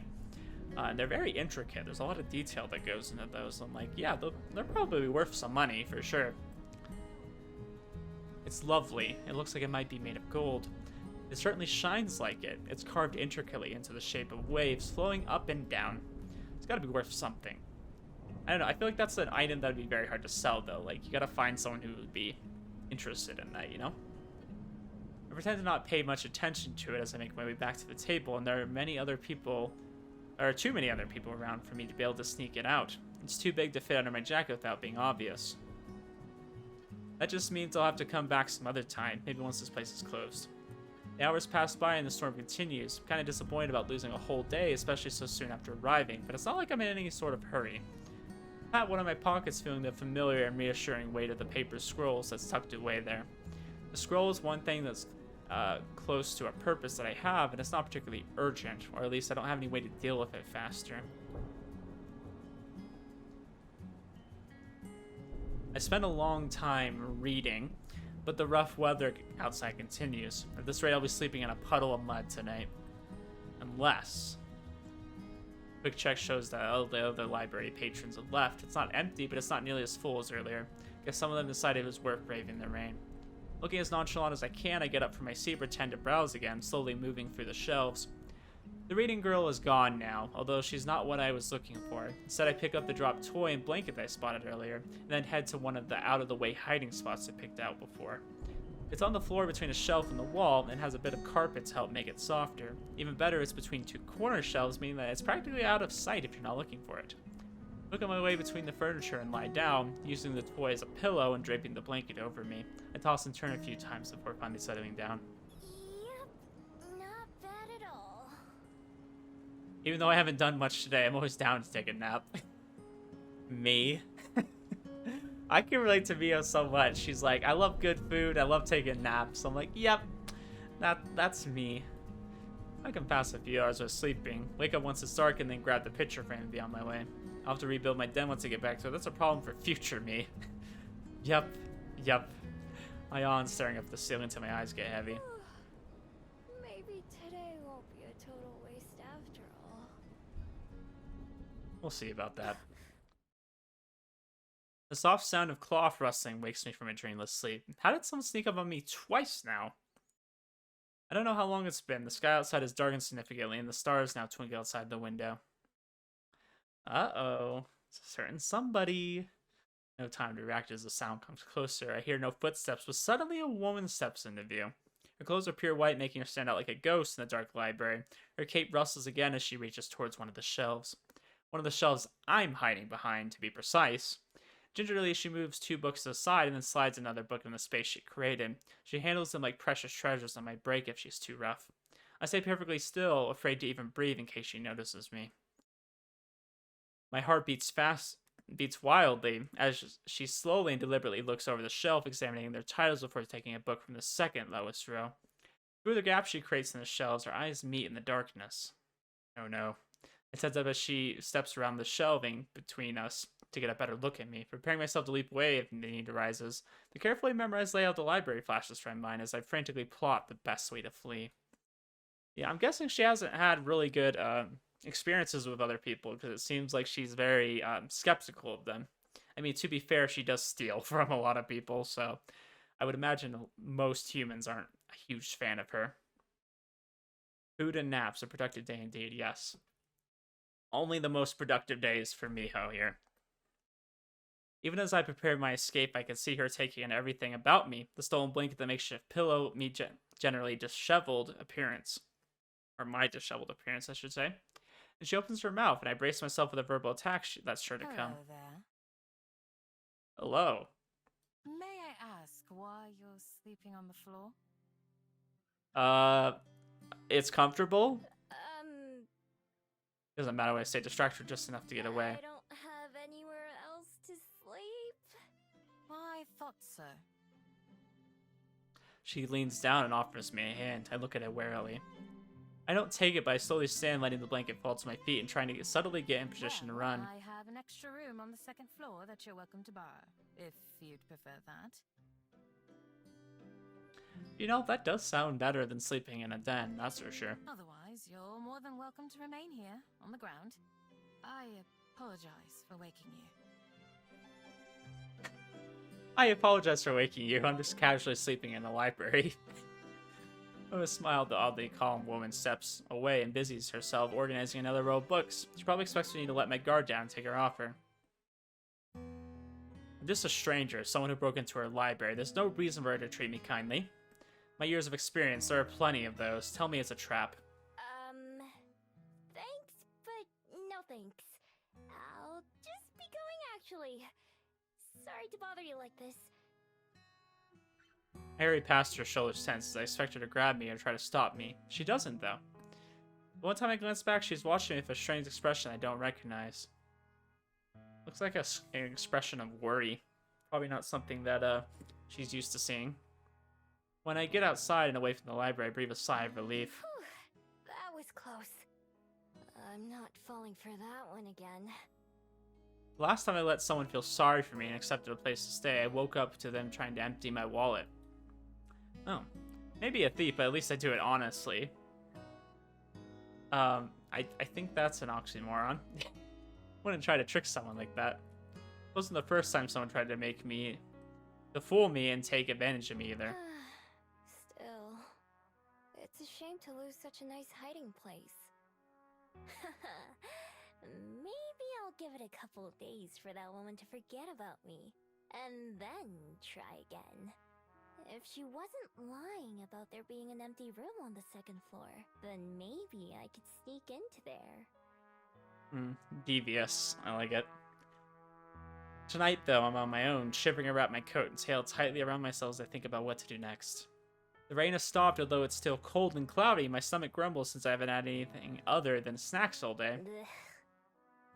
I know, that's the worst, when all you have to eat is like kind of like cruddy food. It's not like real food. I can't do that. Like I have to eat real food. I like hot food, you know? I gotta eat like a nice warm meal. May as well get it over with and go check on the status of my den. Well, it could be worse. Not as bad as I expected, which is a pleasant surprise. What's a little mine? It'll be just fine. Yeah, I don't know. Well, it doesn't sound too good to me. But, you know, to each their own. So off to my fox form to prod around. The entrance is caved in a little, but after I scoop that out, I find that the rest of the tunnels and main room are relatively intact. Cold as hell, but intact. Seems the trees protected the den from a lot of the rain.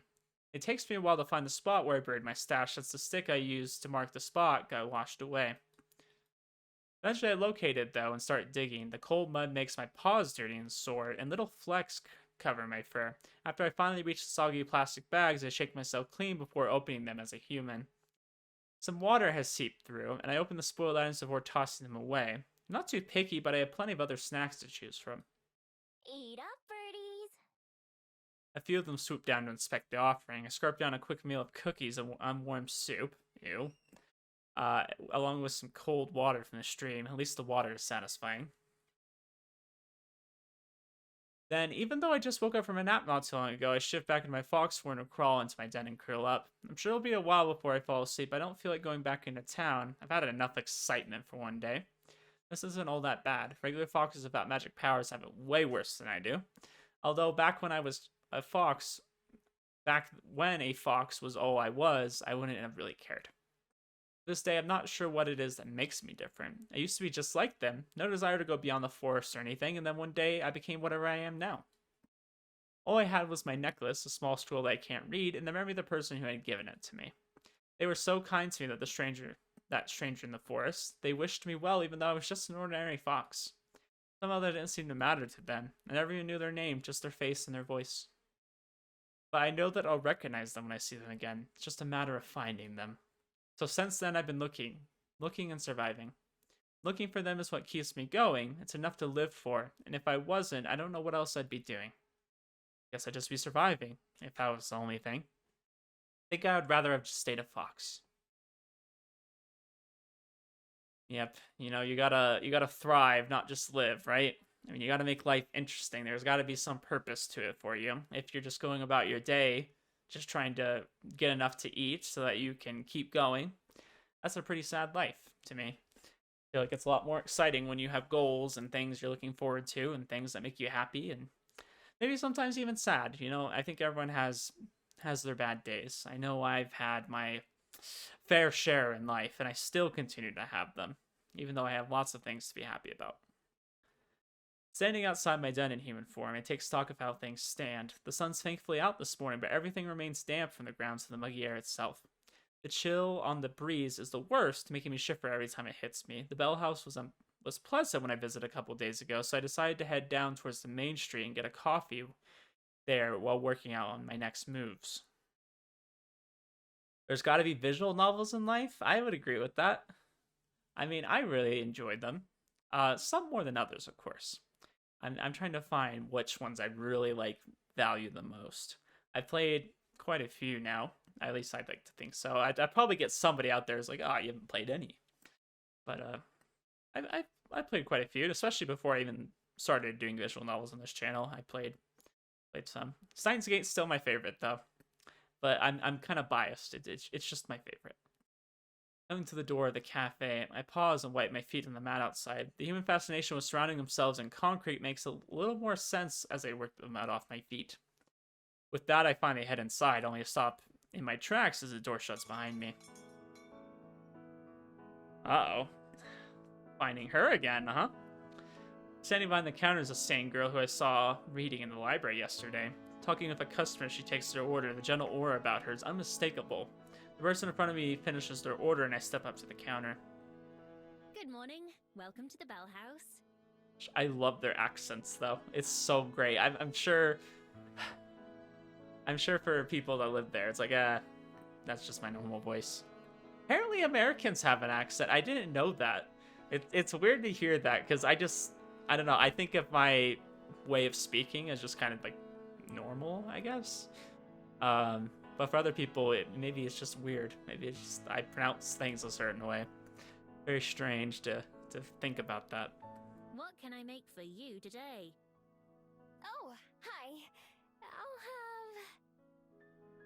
have... A vanilla latte? No, that's boring. What do you recommend? I want to try something new. I'm glad you asked. I was just thinking that you look like the sort of person who would enjoy one of our Fairy Kiss chillers. Fairy Kiss chillers. I don't even know what that would be. That sounds very sugary. Sounds like those drinks at Starbucks, like the unicorn one, that are just full of sugar. It's one of our signature drinks, with a vanilla gelato base and a mint chocolate chip swirl. Okay, the vanilla gelato sounds good. I love gelato. I'm not a huge fan of mint chocolate chip. Am I gonna get in trouble for saying that? Somebody out there is gonna be like the biggest fan of mint chocolate chip, and they're gonna get so mad at me for saying that. But I just don't. Not a huge mint fan, I guess. I was planning to get something warm, but it does sound pretty good. Okay. Give me one of those then. Perfect. And could I get your name, please? It's Miho. She scribbles something onto a cup and finishes it with a big flourish. I'll have that right out for you. Thanks. I pay and then go take the same seat as before next to one of those windows. It's pretty empty in here again, so I can sit wherever I want. Before the barista starts making my drink, I spot her writing something else down in a little notebook. She glances my way once or twice while she does, then pretend not to notice. Wonder what it is. The barista yesterday didn't write anything down. Suspicious. Anyways, I got more important things on my mind. I'm all over the plan which formed as I walked here, becoming increasingly happy with it. Tonight I've already decided I'm going to sneak back into that library.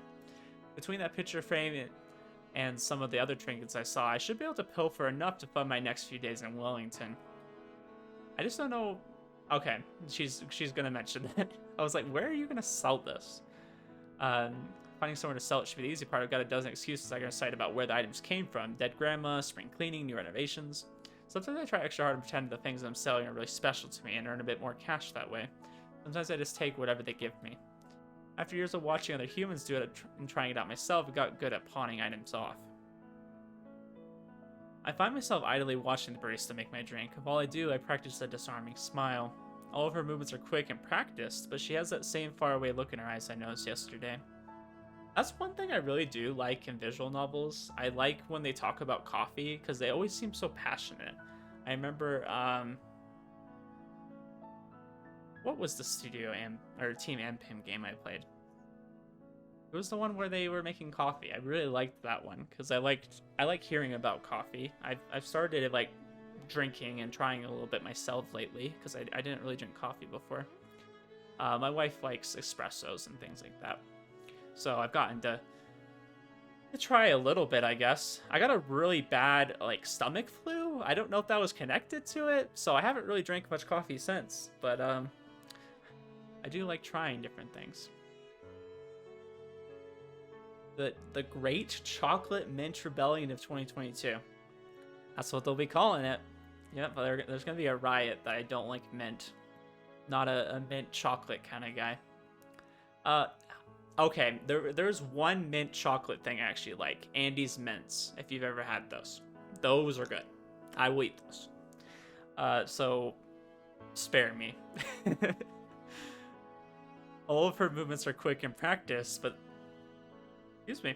But she has that same faraway look in her eyes I noticed yesterday. She looks up and our eyes meet. I don't look away and she turns pink before ducking away behind a machine, out of sight. Huh. Weird girl. I feel like you're one to talk, Miho. Very weird. Yeah, Cafe Stella was another one I liked reading about. I liked hearing them talking about coffee, because there's just such an art to it. There's a lot of those kind of drinks, where it's like, you got tea, you got coffee, you got alcohol is one of them.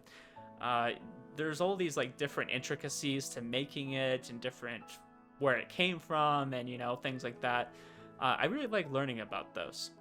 Personally, I wouldn't I wouldn't do alcohol. I don't want to get into that, but I do like just the fact that where it came from is interesting, and how that affects the flavor and the quality of the soil. You know, you got all these different things, and there's all these different varieties to try. And coffee is kind of the same way. I feel like coffee has people like certain ones, and there's like a lot of them. There's a variety, so I find that interesting. She looks up and our eyes meet. I don't look away. Okay, I think I read that already, because I was like making fun of Miho. The art of making a pancake. I don't know. I just eat simple pancakes, so I wouldn't know about the art of making pancakes or the intricacies. I don't know. Is there a lot more you can do to making one? I mean, I know Cafe Stella went over that a lot. They definitely made making a pancake sound a lot more complicated than it actually is. But that's probably because they do it in a certain way. I do the simplest and easiest way when it comes to making food. I don't like putting too much effort into it, I guess. I'm lazy. I turn my head around to look around the cafe, and a butterfly outside catches my attention, so I watch that instead. It flutters back and forth, landing on a flower and resting its wings. Oh, that's us. I'm coming. I quickly get up and skip over to the counter. Ooh, we got a little skip in our step, huh? We must be excited to meet our barista here. Cup in hand, she starts to head over and give it to me. But then several things happen at once. Yeah, that generally happens in life. Oh no. She's chucking it at us. One of the little tassels on the pocket of her apron catches on one of the drawers behind the counter, and she jerks to a stop, eyes wide with surprise. And my drink tumbles out of her hand, landing on the counter with a wet gloop as the ice cream splats against it, sending mint green rivers of coffee everywhere. A few seconds pass where we just look at each other, and neither of us quite sure what to do, and then she takes a deep breath. I am so sorry. I'll make you a replacement right away. Just give me 1 second and I'll have that ready for you. Her words spell out faster than the beverage, making it harder to even understand what she's saying. Yeah, I liked how Miho's face was just like, what happened to my coffee? What did you do? Her face is bright red as she spins back around and grabs another empty cup. Then she stops, hands hovering awkwardly. Wait, I should clean this up before it dries and starts to go bad. I love her accent. It reminds me of one of my Scottish friends. She sounds very similar. I wonder if the actress is Scottish. Or maybe they just sound very similar to New Zealanders. I'm not sure. She hurries back to the mess, wiping out with some napkins. She mops up as much as she can with one hand, then leaves the soggy paper on the counter while she starts to remake my drink. I'm really sorry. This is such an embarrassment. I don't even know if she's talking to me or herself. I freeze up for a second, looking for an appropriate response to an apology. I'm not used to people apologizing to me. Oh, it's fine. I'm not in a hurry. Instead, I just sit back down on one of the tables and watch. She makes her drink twice as fast and then carries it very slowly to the counter, setting it down with a clean spot. This time, she takes a deep breath before speaking, like she's afraid she's gonna mess that up too. I feel like this is a very accurate interpretation of anxiety. Like people that have anxiety and like a fear of like failure in front of other people. I'm one of those people. I don't like failing or messing up in front of people. It gives me very bad anxiety. And you might be wondering, why do I make videos? Who knows? I guess I'm a masochist too. She then makes the drink twice as fast. This time she takes a deep breath for us. Okay. I read both of those already. Here's your drink. Again. I'm very sorry. Oh, this is your first time here, isn't it? I hope it doesn't leave a bad impression. Second, actually. Yesterday was the first time. How'd you know? I make an effort to remember as many of our customers as I can, as well as their favorite orders. I believe you can learn a lot about a person from how they drink their coffee. Interesting. That's too bad for her, because she won't remember me at all next time.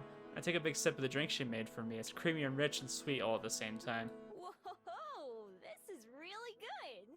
Actually, it does sound kind of good. I would try it. I'm not saying I hate chocolate mint. I'm just saying, it's generally not one of my favorites. It's kind of like a milkshake, but not. But it's not like coffee either. It's like a shamrock shake from McDonald's. I know, the actual customer service, this could only happen in a visual novel in a fantasy setting. Imagine your barista caring so much about you that they are willing to write down your favorite drink and make sure to remember it. Yes, exactly. I'm very glad that you like it. It's one of my favorite beverages that we serve. In fact, the recipe was my idea. Well, to be fair though, it does sound like she doesn't get a lot of customers, so I'm sure she can take the time to remember a few things. And then Miho looks pretty unique. It's not like you're gonna forget a fox girl, you know? Whoa! They should put you in charge of all the recipes. That's cool though that she like came up with it herself. She smiles at it again. Seems like she's gotten over the crisis of the spilled drink already. Thank you. I'll make you another one of my favorites next time, if you'd like. Totally. Well, that's nice. They're getting along pretty well. At least I'll know what to order next time, even though I'll have been forgotten. I'm already thinking this place is my go-to coffee shop, especially since it's in a convenient area. With tasty drinks and cute baristas, I don't have a reason to go anywhere else. Fair enough. Knocking sound from the employee area gets both our attention. Can you start another batch of croissants? Croissants? Oh, sure. I'll be right there. Is this supposed to be like a French cafe? I mean, I'm sure a lot of them serve croissants and things like that, just pastries.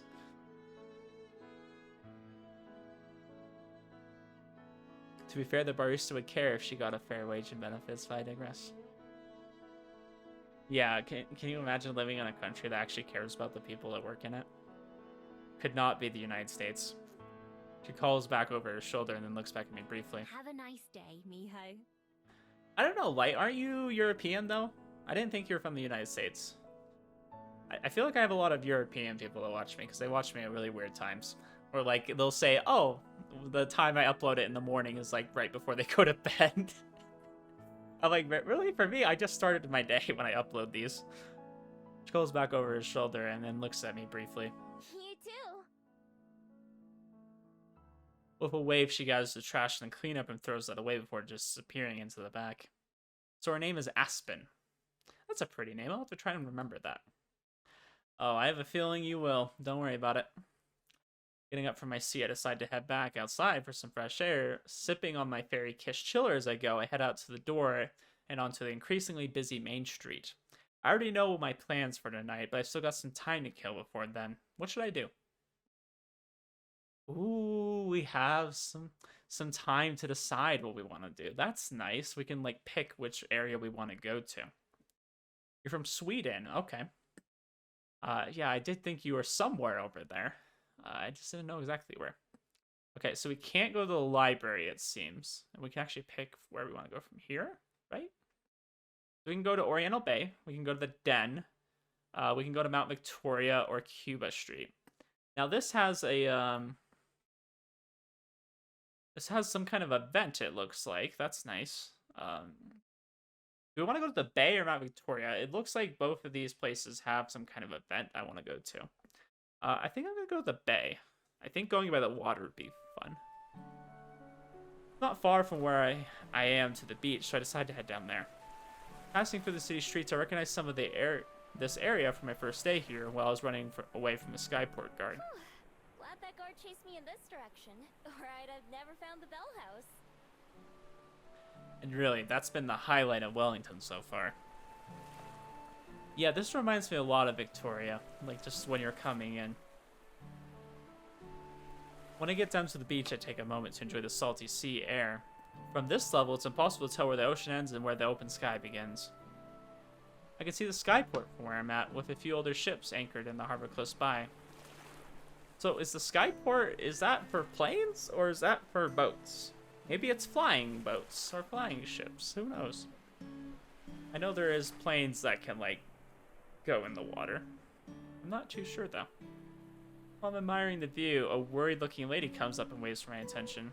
Hi, I'm looking for my son. He's about this tall and wearing a red sweater. His name's Tommy. Have you seen him? I have no idea, lady. You need to take better care of your child. Nope. I haven't seen anyone like that. But then again, kids just do whatever they want. So it's no surprise that one would run off and get lost. Okay, thanks. She walks away in a hurry, looking right and left as she goes to ask someone else. Humans sure do have it rough. Since they can't smell or even hear most things, it's a wonder they don't get lost more often. Wow, okay, thanks. I amble along the waterfront, watching all the people as I go. Like Cuba Street, there's a lot going on. Under a nearby bridge, a group of 3 mermaids are racing each other. Close to the bridge are a bunch of people fishing, with a stressed-looking guy running back and forth between. So it seems like there's actual mermaids in this game. Interesting. I wonder if we'll get to meet one.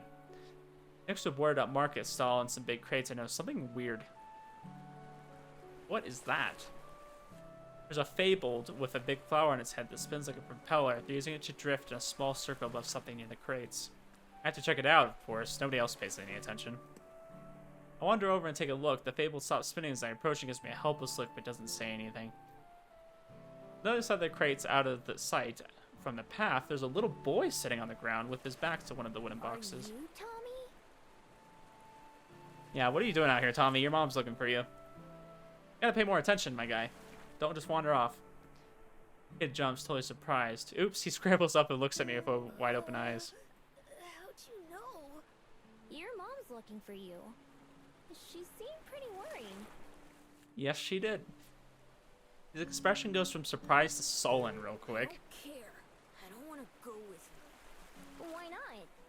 Why are you over here instead? Yeah, why are you in the corner doing nothing? 'Cause I'm hiding.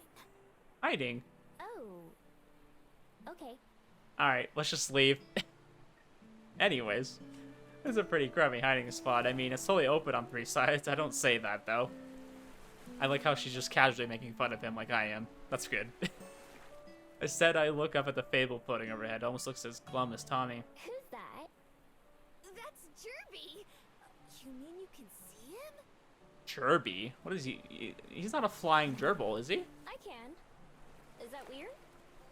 Mom and Dad can't see him. They think I'm just making him up. He doesn't talk, but he's real. I love how there's like a what would you call that? A glint? There's a glint in his eye. Jerby waves up from up high. Kinda gave away your hiding spot. I saw him from the road. Mom can't see him, and that's all that matters. Why are you hiding from her? Gosh, he sounds like a character from one of the old Pokemon series. 'Cause It's like, I want to have a battle with you, Ash. Tommy sits back down and scratches at the dirt with a rock. Guess he doesn't want to talk about it. I'm always glad to end a conversation. Wow, spoken like a true introvert. well, good luck. And with that, we take our leave. Start to walk away. He doesn't seem like he's in any danger, and I don't want to get blamed for him hiding in the first place. Hey, wait a minute. I turn around, he's already standing up again. Are you gonna go tell her where I am? Before I can answer, his eyes get huge again. Tommy, there you are. I have to turn around again. This time it's the woman from before. She's already flying past me over Are to you Tommy. okay? What were you doing? Don't you ever run off like that again. Oh, I'm just glad you're safe though. Don't worry about it. He was just talking to a stranger. Nothing weird. Her voice goes up and down between relieved and angry. She has Tommy in a tight hug, and he's just staring forward grumpily. Jerby is flying in distressed circles again. Finally, the lady turns to me. You found him, right? Thank you so much. I was so worried. No problem. Yeah, I was just investigating Jerby. I didn't really do anything. I did find him, but so did she. Guess she's not thinking about it much. Come on, Tommy, let's go home. We'll talk about this there. No, I'm not going. That's not home. She's like, I'll beat your ass if you don't go home. My ears flinch as he yells. He stamps his foot on the ground to make his point. Tommy, sweetie. Home is where it's you, me, and Dad. Not that apartment. I mean, what's wrong with you and Dad? Or with Mom and Dad? I mean, I think that sounds kind of nice. It's still your home too. But this, it's like your second home now. Did you move away from your friends? Is that why you're upset? No, it isn't. Not without you, it's not. Oh, is it just him and Dad? Maybe because maybe they're separated? Do you and Dad really have to get it? Tommy, who was already sniffling, can't keep from breaking down and crying as he throws his arms around his mom and hugs her back.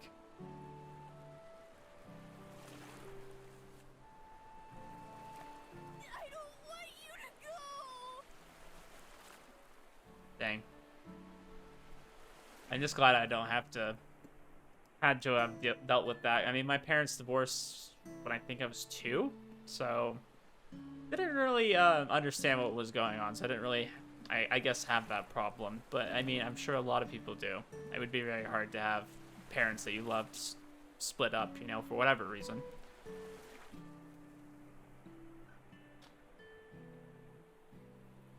I get the impression I should probably leave. Normally, I'm happy to be nosy and listen in on things, but right now seems kind of awkward. Neither of the humans notice me leave, but Jerby the Fabled sadly waves goodbye as I head off. I wonder what makes him stick around. I've never seen a Fabled like him before. Not being able to be seen by certain people sure sounds useful, though.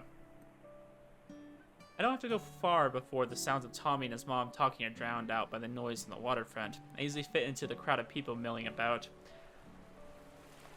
Being able to live a life that no one notices is close enough to being invisible. I'm pretty lucky I don't ever have to have those kinds of tearful conversations or panic about someone missing. Oh boy, I feel like that's foreshadowing. She's gonna definitely start having people she cares about, and then something's gonna happen, and she's gonna get attached, you know? No, being part of the crowd is just perfect for me. I stand on the concrete and admire the ocean until I've had my fill, and then I start wandering again.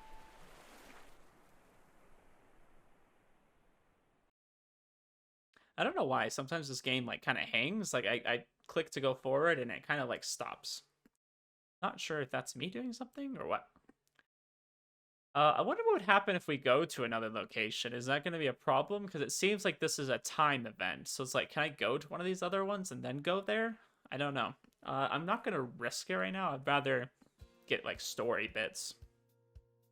I had plenty of time to kill and also plenty of restless energy, so I had to go for a walk up Mount Victoria just to give myself something to do.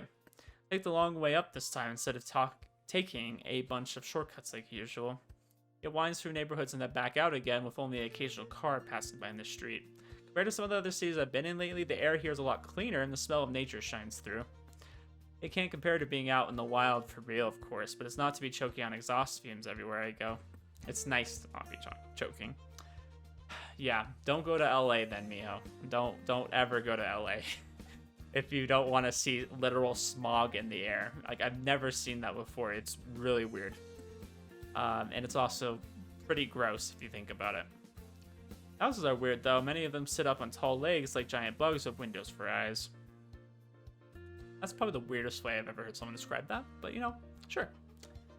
Most people seem to be coming down the mountain and going up it. Lots of them zip past on bikes or skateboards while others are jogging or just walking. This path is longer than I thought. Oh, who's this guy? About halfway up or so, there's a wooden bench just off the sidewalk. It's occupied by a man with dark hair and big sunglasses. As I'm about to pass by, he waves. Well, hello, miss. Nice evening for a walk, eh? Oh, boy. Is he talking to me? He must be because there's no one else nearby. Chatting is usually not my thing, but for the moment I appreciate the distraction. It sure is. I'm glad the rain's gone. Oh, for now, yeah. It's never gone for long, though, is it? That's so. I'm new here. I didn't even think it would rain since it was so sunny the day before. Ho ho ho! You've gotta watch out for that around here. Mother Nature's real fickle these days. Yeah, this is the guy that seems like he literally laughs at like everything. And laughs especially at his own jokes. Environmentally friendly cities, yay. Yeah, I mean, I grew up in an area that was pretty environmentally conscious. It's nice. I live in a place now that doesn't even recycle. It's kind of weird. I don't know. I've gotten kind of used to it, but I still feel really bad when I just throw away tons of trash and like stuff that normally I could recycle and that would be reused. And it doesn't get reused. 1 minute you're on the pier, enjoying the sunshine. Next minute, He makes a whoosh sound with his breath and a wavy motion with his hand. storm clouds as far as the eye can see. That's just Welly for you, though. You live with the sunshine and the clouds. Where are you from, then? Guessing you're not a Kiwi? Yeah, I'm not a flightless bird. Nah, I'm a fox, not a bird.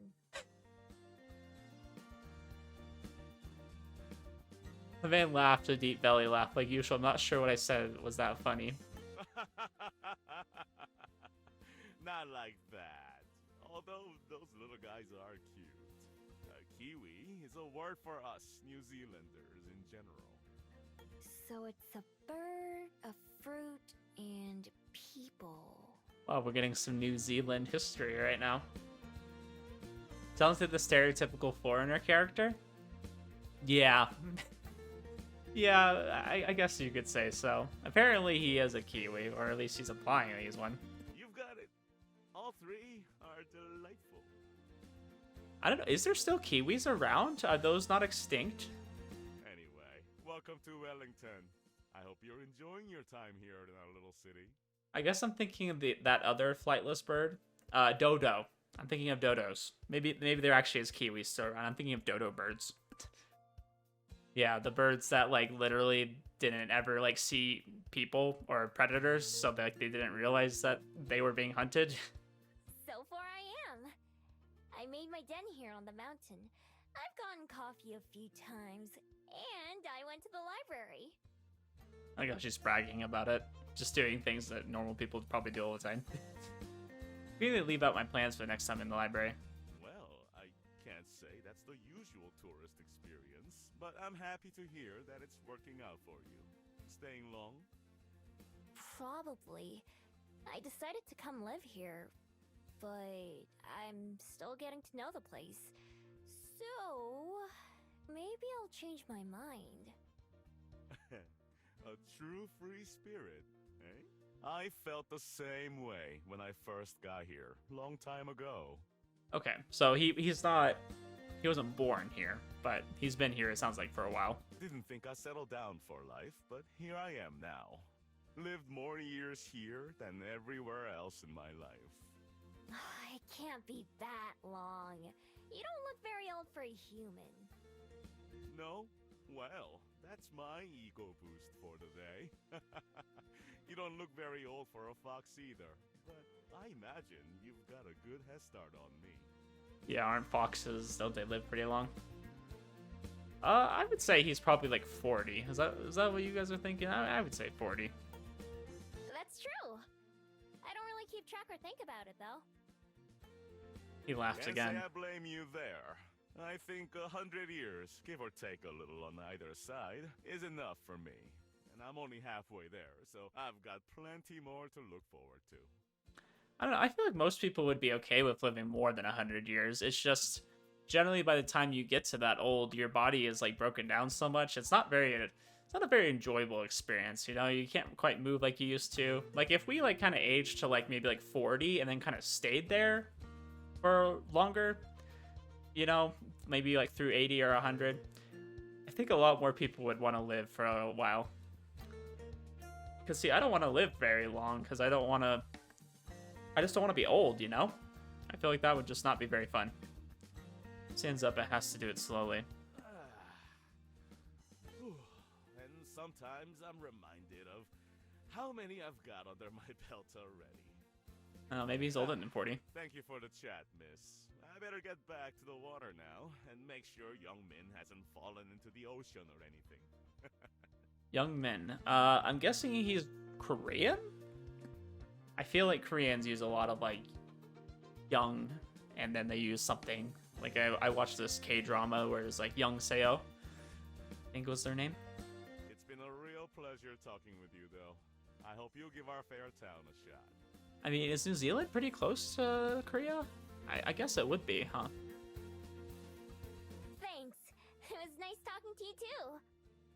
And I mean that for once. He waves goodbye as he heads down some stone steps that keep heading upwards.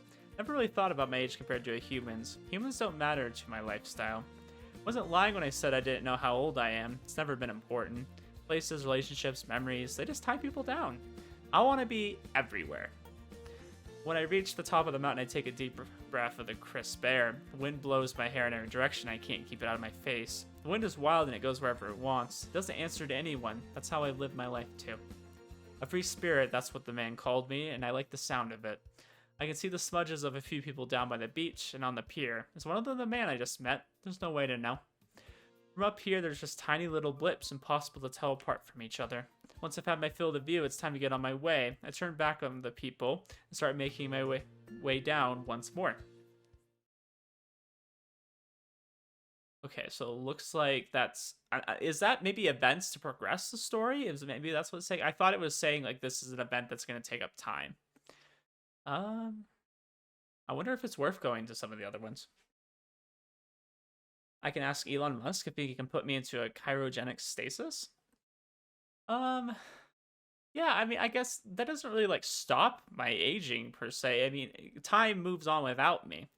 It's like, I don't really get to experience it. I guess that would be cool. Like, if I'm waiting for a visual novel release, I can just go into a stasis, and then I can just wake up when it's out. Even though everything nowadays gets delayed. Like, nothing comes out when it's supposed to. I'm gonna try going to Cuba Street real quick. They say the purple always returns to the scene of the crime, so I head back to the main streets. By the looks of it, the store I swiped from is the same as always. The person sweeping in front of the store doesn't even seem a bit distressed.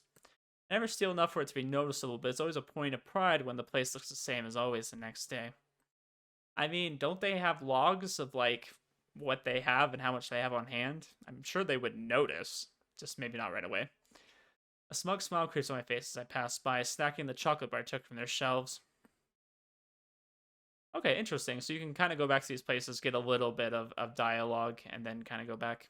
Without much else to do to pass the time, I head back to my den. It's not the best place to hang around, honestly, but it's comfortable enough. Looking around the small area, I ship back to my usual form. If I have to kill some time, I might as well have fun while I'm at it. A couple hours later, I've happily had my fill of chasing butterflies and snacking on mushrooms.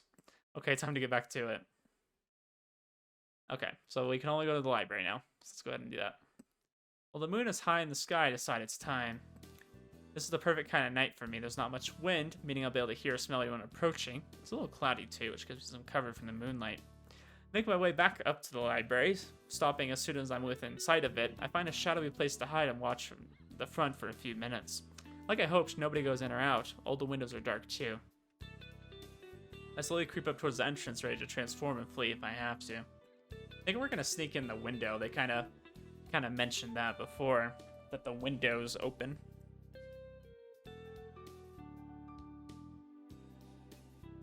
Yeah, I like games like this. My experience with these sort of visual novels with maps, with events, have more general events and events that move the story forward in various directions.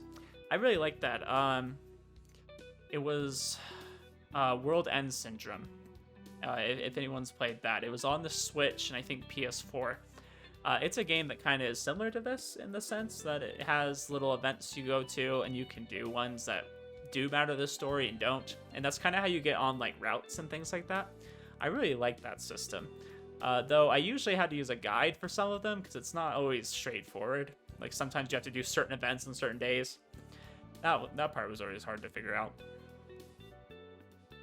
Nothing happens. No one tries to stop me.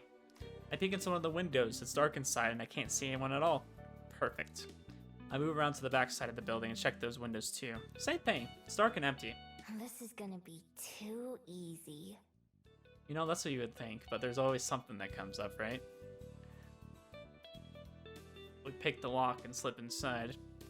Sneak from room to room, revisiting the items I memorized yesterday. They're not expensive or fancy enough to think of them as treasures. I end up leaving a lot of them alone since I don't want to carry too much with me. The rest goes into my coat pockets. Finally, I end up back at the painting in the corner, the piece that started this whole plan.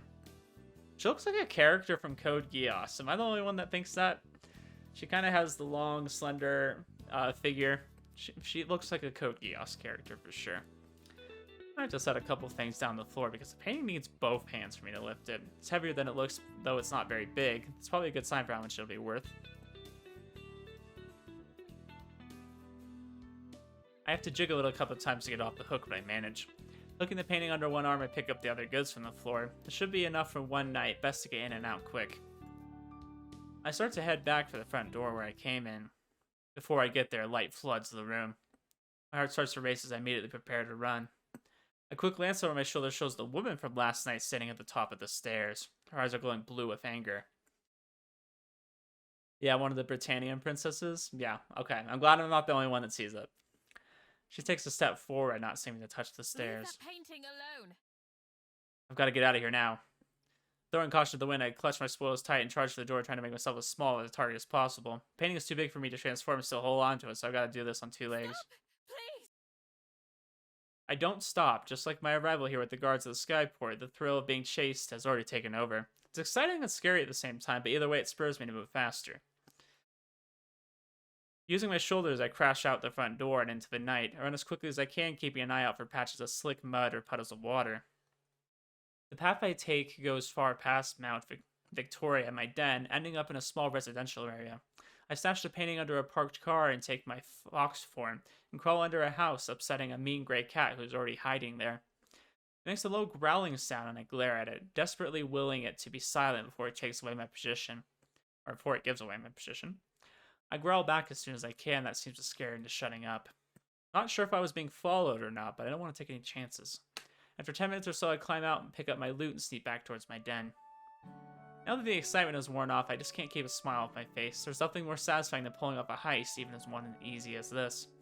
Other thieves I've heard about must have had it rough, having to stake out a place for a long time, trying really hard not to get caught, making sure not to be seen. Never had done much planning, I just do whatever feels right. My ability to transform makes it hard to catch me, although I've had to leave behind the stuff I was taking once or twice. Honestly, it would be boring if I never got caught and had to run. I like how she's just so happy about being a thief and being a good one. My good mood lasts me all the way home and then disappears completely when I see who's waiting for me. The woman in white. She stands up beside my den, looking like she doesn't care at all about the cold or the mud. In fact, her perfect clothes don't seem to get dirty at all. With her back turned to me, she's staring up at the moon, but she faces me as I approach. She has that same calm presence as when I first saw her, but then I see a mournful look in her eyes, which have gone back to brown instead of furious blue. My heart quickens, almost suffocatingly, as she watches me intently. I know how quickly calm can turn into anger. I should run, but I can't look away. How did you find me here? Before A friend of mine told me you might be found here. Friend of yours, huh? Who is this friend? Do I know them? Her voice is soft and warm, unlike the way she shouted back at the library. a friend. But who? I wasn't followed, I'm sure of that much. With the shock of being found wearing off, the realization I'll need to find a new place to stay sets in, after all that work too. I apologize for showing up uninvited. I'm here to ask that you please return that painting to me. You may keep the frame if you'd like, but the painting itself is very dear to me. I look down at the portrait. I've been carrying it for a while now, but I haven't given the picture itself much thought. It's a beautiful painting and clearly very old. The girl shown in it is wearing a long flowing dress, looking down with a small smile. And also, Chews out slowly, my eyes narrow. It's the sound people make when they're acting calm but they're angry. should you want it, I have an extra room available in my library, with a soft bed and a warm meal. You may stay as long as you wish. Huh? She's like, what the heck? Someone's being nice to me? Couldn't be. After I just tried to rob her, she's offered me a place to stay. Okay, now I know this must be a trap. There's no way. Although, the same thing she asked me the last night before I broke in, I'm sure she doesn't remember that. Why? Because I have more beds than I could possibly fill, and more food than I could eat. Gosh, why does every visual novel I play have such rich people in it? If there is someone who wants or needs them, is it not appropriate to share these with them? Is it? Not sure what answer she wants to hear. Looks at me again, the same expression as it was at the library. Well, her offer does sound kind of tempting. I guess it's not like my place is as nice as yours. Yeah, my little hole in the little side that I made. It's not, it's nice. Not as nice as yours, though. Not anymore, at least. Not after it rained and made half of it mud. Look down at the painting again. If I sold it, it was just going to be so I could buy the same thing she's offering me. Still don't trust her. I've watched people enough to know better than that. There must be something she wants. I don't think she wants to hurt me. She knows I don't have anything worth stealing. If she did pull something, I could just run away. And it's only one night. I could come back and try again or find someplace else to take from. I look down to the burrow past where she's standing. It looks less a den and more of a pile of mud. The thought of sleeping there again practically makes the decision for me. Fine, I'll take it. She breathes out slowly again, smiles. Maybe that sound means maybe that sound doesn't mean she's angry. Wonderful. I'm glad to hear it. I should introduce myself properly. My name is Juliet. May I ask what yours is? Interesting. One of the love interests is Juliet. Instead of us being Juliet. Interesting. Miho.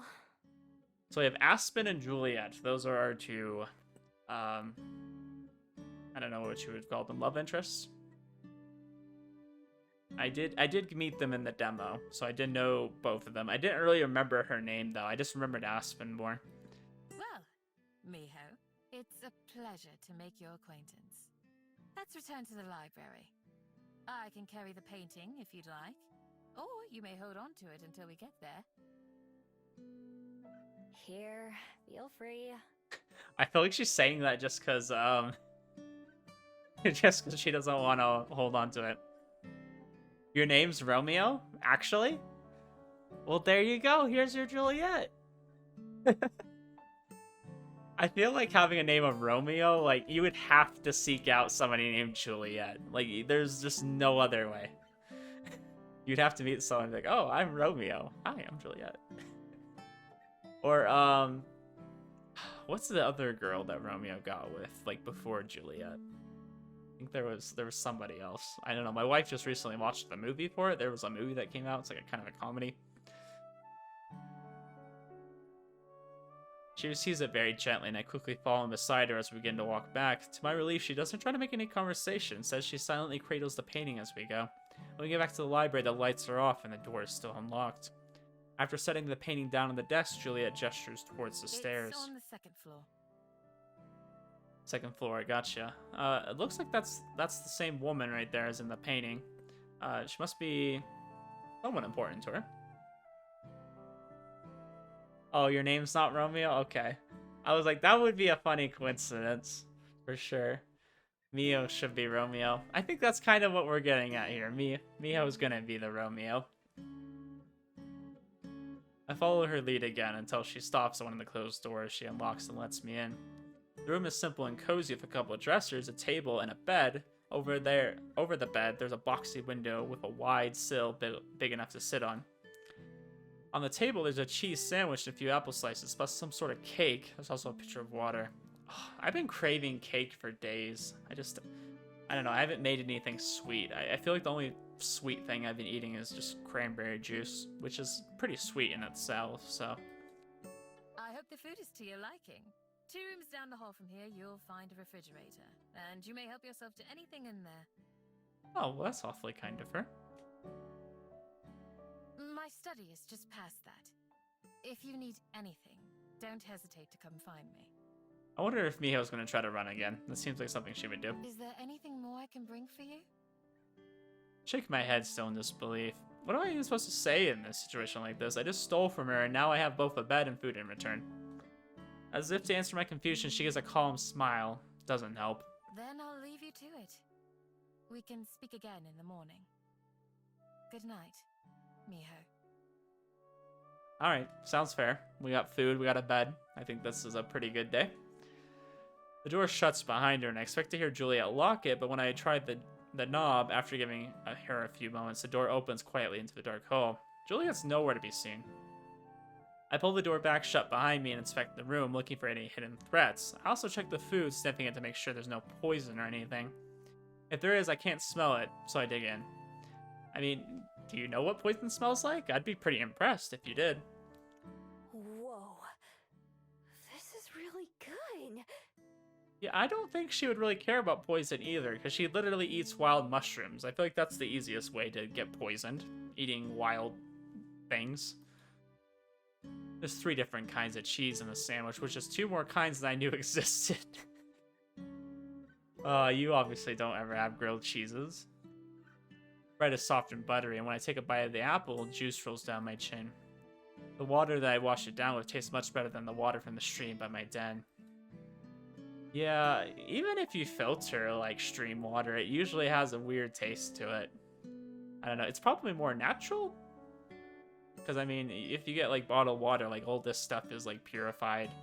And, they take out most of the stuff from it. But, I don't know, I like the taste of it just fine. When I'm done eating, I climb into bed, still feeling overwhelmed, more specifically, not knowing how to feel. Part of me fears I made some sort of gigantic mistake and I'll wake up in danger, if I ever wake up at all. Trusting my instincts has kept me alive on multiple occasions and for hundreds of years, enough that I've lost count of exactly how many. But something tells me I don't have anything to fear from the woman who I can only assume is my host and owner of this place. So with that in mind, I pull the blankets up to my chin and adjust the luxurious pillows beneath my head. Who knows, maybe the morning will bring some trouble with it. But right now, just sleeping sounds alright.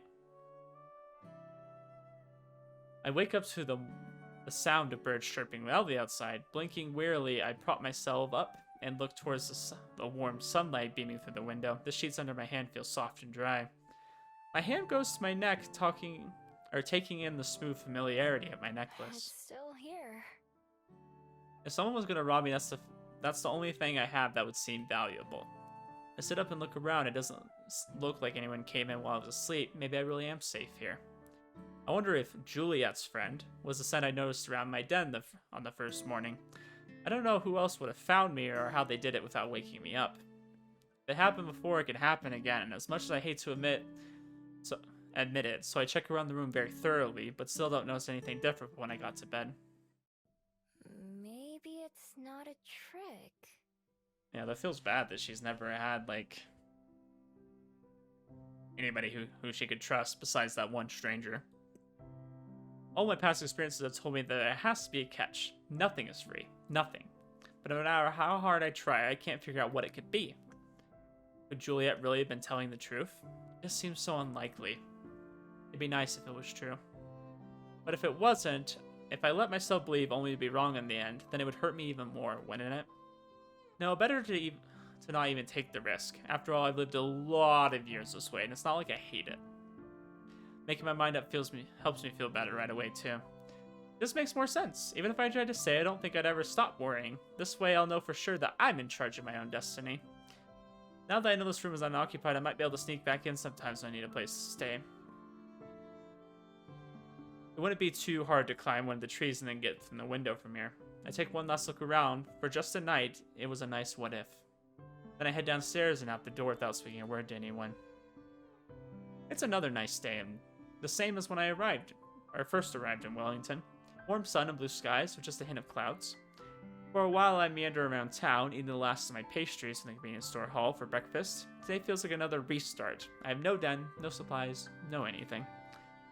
It's less excruciating now than it was when I first arrived. I don't have a destination in mind, but eventually end up at the waterfront. There's an airship over the bay, descending closer towards the skyport. A couple of kids down at the beach waving up at it, seeming excited.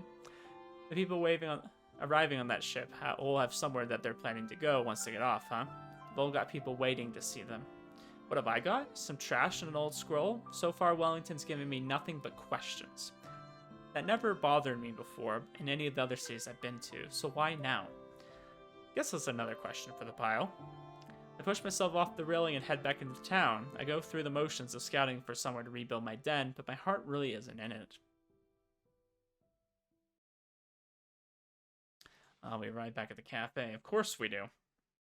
After wandering for a while, I end up at the Bell House yet again. It's just the place I go when I have nowhere else to go. There are more customers than usual, so there are 2 people working behind the counter. It only takes a brief glance to notice that one of them is Aspen. I wonder if she'll think I'd like a fairy kiss chiller again, or maybe I'll make a different sort of impression today. The line moves pretty quickly, and it helps that Aspen doesn't spill anything this time. When it's my turn to order, I step up at the counter with a fake smile. Hello! What can I make for you today? I'll have a fairy kiss chiller, please. Certainly. Good choice. Reach for my wallet to pay, but she stops me. Don't worry about that. It's on the house today. Great! What does that mean? It means that you don't have to pay for it. As an apology for yesterday. What does that mean? On the house? Why is my drink on the house? I would want it in my hand. Yesterday? Why does that sound so strange? I nearly misheard talking, my mind having tripped over the word. She reaches for a cup, and the pen already in her hand. And that's for Miho, right? For Miho?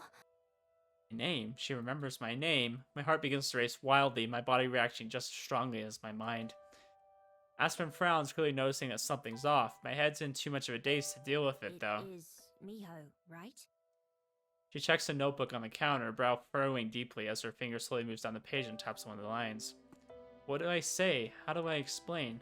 This is the first time in my life, for the first time in hundreds of years, somebody remembered my name. It's not supposed to be like this. I'm supposed to be forgotten. Every time without fail. It's my armor. It's my life. Take a step backwards. I have to run. I have to get out of here. I have to get away. But where to? I've just been running. I don't have anywhere else to run to. I don't have any other choice. Without a plan or destination, I turn on my heel and bolt outside, not daring to look back. Everything is wrong. I have to go. Miho!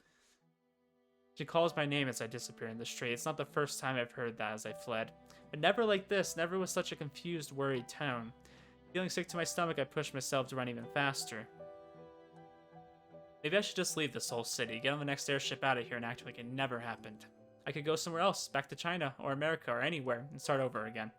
Within days, it'd be like I never even came to Wellington. My life would go back to normal, and eventually I'm sure Aspen and Juliet would forget me, just like they're supposed to. Nothing would be different. Except that's not quite true. I wouldn't forget what happened here, even if everyone else did. No matter what, I'm sure I won't ever be able to get those past few days out of my mind. When I go to Mount Victoria, I finally stop running. Not because this place is special or because I wanted to come here, but because I don't know where else to go. I make my way up to the top of the mountain, just like I did on my first day. The view which I admired so much last time didn't do much for me now. Instead, the city looks cluttered and confused from up here. My chest hurts from running for so long. I'm much more used to quick bursts of sprinting to get away from something or someone. I guess that's still what I'm trying to do right now. I'm not too sure what it is I'm running from. Whenever something goes wrong, my first instinct is to flee. As for remembering me definitely counts as something wrong, but when I stop to think about why, some of the reasons are obvious. Mostly, what is if it's not just Aspen? What if everybody can remember me now? Or even worse, what if people who forgot about me a long time ago start to remember me? Both could get me in a lot of trouble. My days as a thief would probably be over. There's some places which I can never show my face again. The smart thing to do is leave. I can even see a couple airships at the skyport right now. I have everything with me. I could just go. There's nothing keeping me here. I make my way up to the top of the mountain just like I did my first day, and yet I don't move. I still don't even know what it is I'd be running away from. From Aspen? From Wellington? When I think about it, I have to admit that running wouldn't get me anywhere. These questions would follow me wherever I go, no matter how far and no matter how long. So then what do I do? The only answer I can think of is the scariest one, the one that goes against everything I've ever learned. Closing my eyes, I picture the library and Juliet's offer. I picture Aspen, who I barely know and has already changed my life. Maybe I should stay and try to find out more. Maybe, just maybe, being remembered might not be all that bad. I clench my fists so tightly my knuckles turn white, and the urge to turn tail and head for the skyport is so strong it's almost like a magnet pulling me there. I resist it, though. Slowly, I walk back down the mountain, making my way to the library. I'm not sure what to say when I get there. Explain everything to Juliet and hope she'll let me stay in that room again. I don't even need the room. I can rebuild my den and hide out there. Maybe in a new spot, one that Juliet doesn't know about. Not having to worry about the weather or the animals would be nice, though. There's no telling if Juliet will remember me, too. If not, it might be easier to pretend this is my first time visiting and just ask if there's anywhere I could stay. Even though I'm not moving very fast, I still don't feel ready for this conversation by the time I reach the library's entrance. It's only been an hour or so since I left the Bell House, so it's not late enough for the library to be closed. The usual stream of people flows in and out the doors. Okay, I can do this. Yeah, I feel like this would be very very life-changing. I mean, going your entire life with nobody remembering you past a day. I mean, it's really hard to make a connection with somebody if they don't remember you, right? Gotta love that deep introspective monologue. No, I really like it. It is really good. I like getting to hear her perspective. She's in a very unique situation, clearly. Being a fox that can transform into a human, right? And then not having people ever remember you. And she's hundreds of years old, so it's not like this has been going on for just a short while. I mean, that would literally turn your life upside down, and especially having been that old, I know. That would be a big change. It'd go against your instinct by that point, right? I stand off to the side of the entrance, preparing myself as people pass to and fro. My heart is racing the same way it does during intense break-in, maybe even harder. My tail twitches back and forth. Usually I don't notice, but right now I'm super aware of everything about myself. Fighting off my instincts, I open the door and let myself inside. Yeah, it just sounds like she's very self-aware and probably having a lot of anxiety. Just everything she knows is being questioned. Been expecting to have to look for Julia, but instead she's right by the entrance. What surprises me most, however, is the woman leaning against the large desk beside her, Aspen, who's now engaged in conversations with a look of deep concern on her face. She wasn't there when I checked the bedroom. I wish she would have spoken to me first, at least. Barely catch the end of Juliet's sentence. She notices me only moments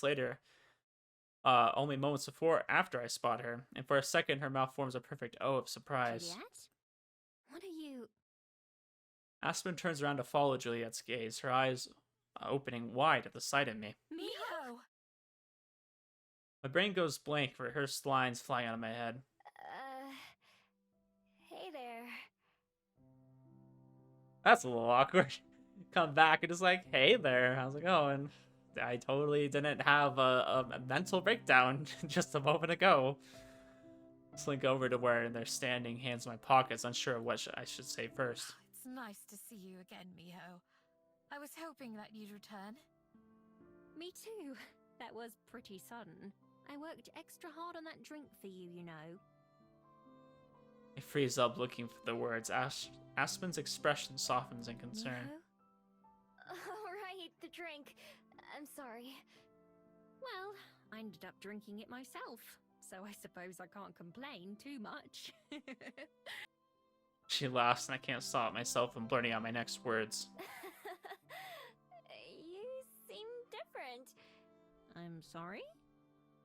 Like, less polite? Well, I'm not at work anymore, am I? Yeah, we all know everybody has like a work personality and then they have their actual personality. The work personality is generally nicer. And depending on how much you enjoy your job, maybe can also be kind of mean or just miserable. But I feel like for most people, they put on a front like that they're way nicer than they normally are, which I suppose is fine. I mean, if you're working, you should be treating people nicely, right? What am I even saying? Was I planning on saying again? Will you be staying for a while, Miho? If so, we can continue this conversation in the dining room. It's a bit more private there. Juliet takes charge of the conversation effortlessly, and I accidentally sigh in relief. Yeah, sure. That sounds great. I'm not gonna run away again. Yeah, it's interesting having these two as kind of the main love interest. Miho is kind of figuring out herself right now, kind of learning who she is, and it just kind of had her world like flipped over right now. So she's kind of probably on edge. And then you have Juliet, who's more of like a confident, I don't know. I guess she's more of the confident kind of character who kind of takes charge of things and kind of knows what she wants. Aspen's kind of the one that's maybe more similar, I guess, to Miho, where she maybe has moments of confidence, but also is pretty shy, and worries a lot about what she does.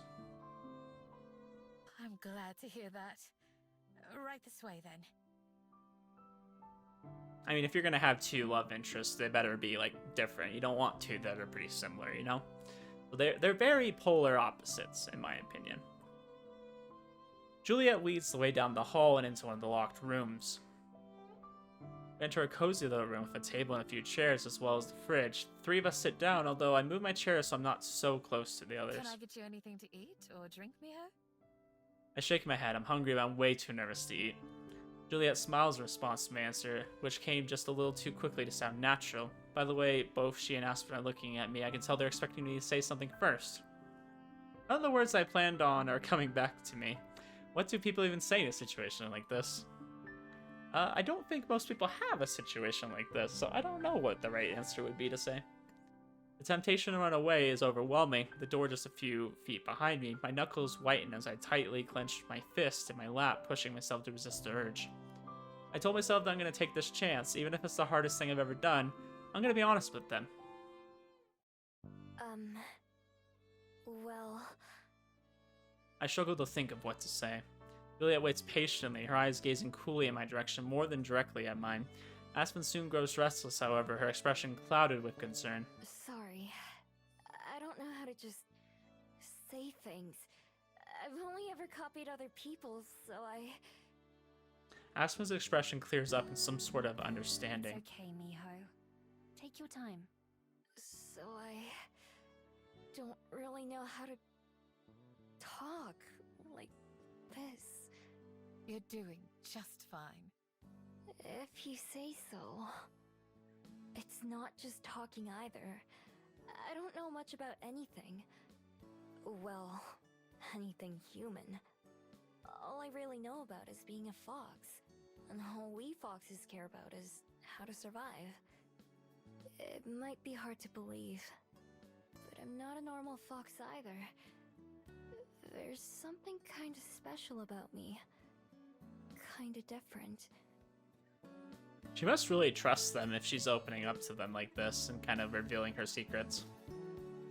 I finger the beads around my neck. Their constant warmth and presence is reassuring. I avoid looking at either Aspen's or Juliet's face. What else? Usually, I have to steal to get by.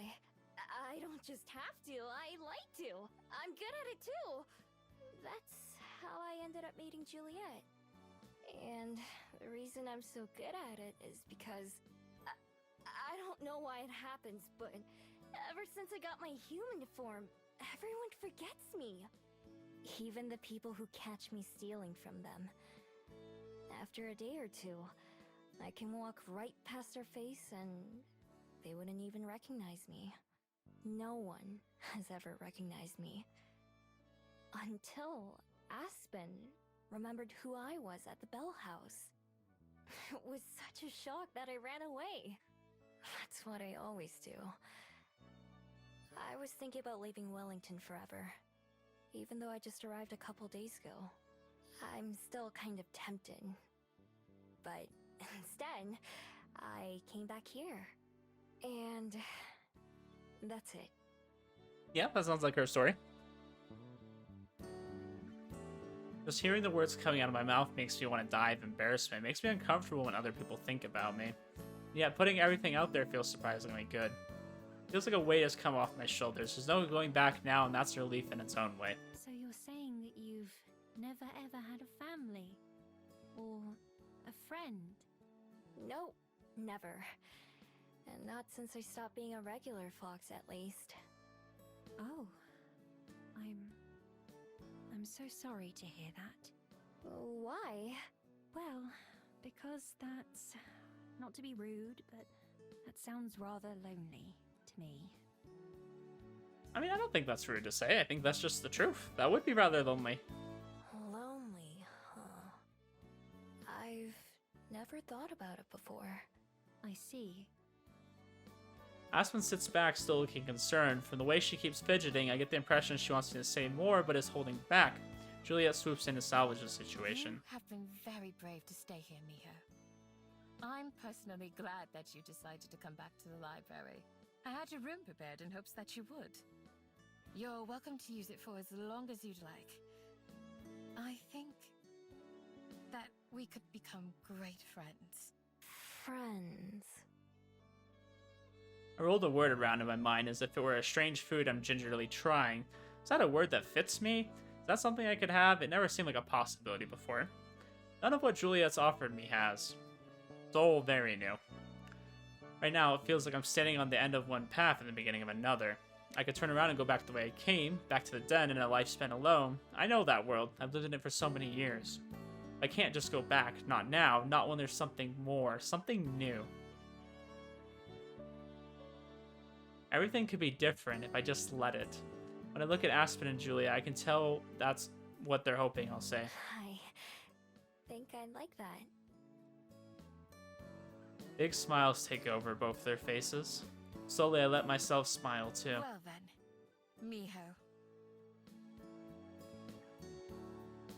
Welcome home. Such a nice moment for her. Like this, I think this is really like the intro to the game, where it's like you see her go from this person who only really thinks about themselves to finally accepting others, to finally like allowing other people to be a part of her life. And can I just say, they've had some awesome CGs so far. There's been some really cool CGs. I like how it almost has like a watercolor kind of feel to it. Very nice. Please be happy. There we go. Chapter 2, A Life Worth Living. That's nice. I got a rainbow back there, you know? Because this is a Yuri game. Of course it has to be a rainbow. For the second day in a row, I wake up in a soft bed, my bed. It's early, the library downstairs is silent, no one else is here aside from Juliet. I didn't even transform before falling asleep last night, just passed out like this with human arms and legs. No wonder I'm sore. After I agreed to Juliet's offer, the rest of the day passed by quickly. Aspen and Juliet showed me around the house, part of the library. And just Juliet made dinner for the three of us. Aspen didn't leave until the evening. I decided to go to bed early after the whirlwind of emotions I went through yesterday. I was exhausted and fell asleep as soon as my head hit the pillow. Not having to be on alert the moment I opened my eyes is a nice change. I can toss and turn and even doze a little bit longer. I get as much rest as my body will let me. Once I've had my fill of being lazy, I finally crawl out of bed. Okay, time to get up. It doesn't take me long to get ready. I tiptoed to the door out of habit, so carefully that only someone with super keen hearing would be able to hear me, but then I remember. Oh, yeah. I don't need to sneak around while I'm here. Yeah, probably not. I feel like you've kind of accepted you're pretty safe here, you know? Like, you shouldn't have to do that. I loosen up and step out into the hallway, shutting the door behind me. Being so openly noisy is almost harder than being sneaky. The building is still quiet. Juliet told me to come find her when I wake up, so I make my way down the hallway towards the room she showed me yesterday. One of the last in the hallway, tucked away in the corner. Unlike the other doors, a tiny bit of flickering light escapes from the gap below. Now that I'm standing here, my nerves start to get the better of me. What if she's forgotten me this time and chases me away? Yeah, that would be awkward. I screw my eyes shut and take a deep breath, forcing away my worries. If I'm gonna stay here for a while, I need to stop thinking like that. I can't let that fear keep getting the better of me. Force myself on, I twist the doorknob and enter. Wait, I should have knocked, shouldn't I? I mean, generally, yeah. I feel like that's the polite thing to do. It's too late now as I step into the room, only to be struck by how dark it is. With no windows, the only light is from a dim lamp, illuminating the white cloth figure sitting at her desk, just like the library downstairs. There are rows and rows of books covering the shelves around the room. Juliet looks up to greet me, a gentle smile written on her face. Oh, good morning, Miho. Did you sleep well? She remembered me. I had my relief well, I think. I sure did. I think that might have been the best sleep I ever had. I don't know, that sounds like a line from D&D. I had my relief well, I think. I'm most glad to hear it. Would you like to sit down? Oh, sure. Thanks. Very dark in this room. It's interesting that she has such an old aesthetic going on. Like, she just has a lamp to light the entire room. There's, like, no electricity going on or anything. Only one other seat, so I awkwardly sit down across from her. It feels a bit like an interrogation. Would you like some tea? Never had tea, so I don't know if I like it or not. I feel like I should accept her offer out of politeness, though. Sure. Kind of interesting. She's had coffee, but not tea. Juliet pulls out a teacup from a shelf nearby and sets on a little plate. Then she carefully pours the tea without spilling a single drop. Because I feel like any place that serves coffee probably has tea as well. I just feel like those kind of go hand in hand. Pushes the plate with the cup over to me. Sugar.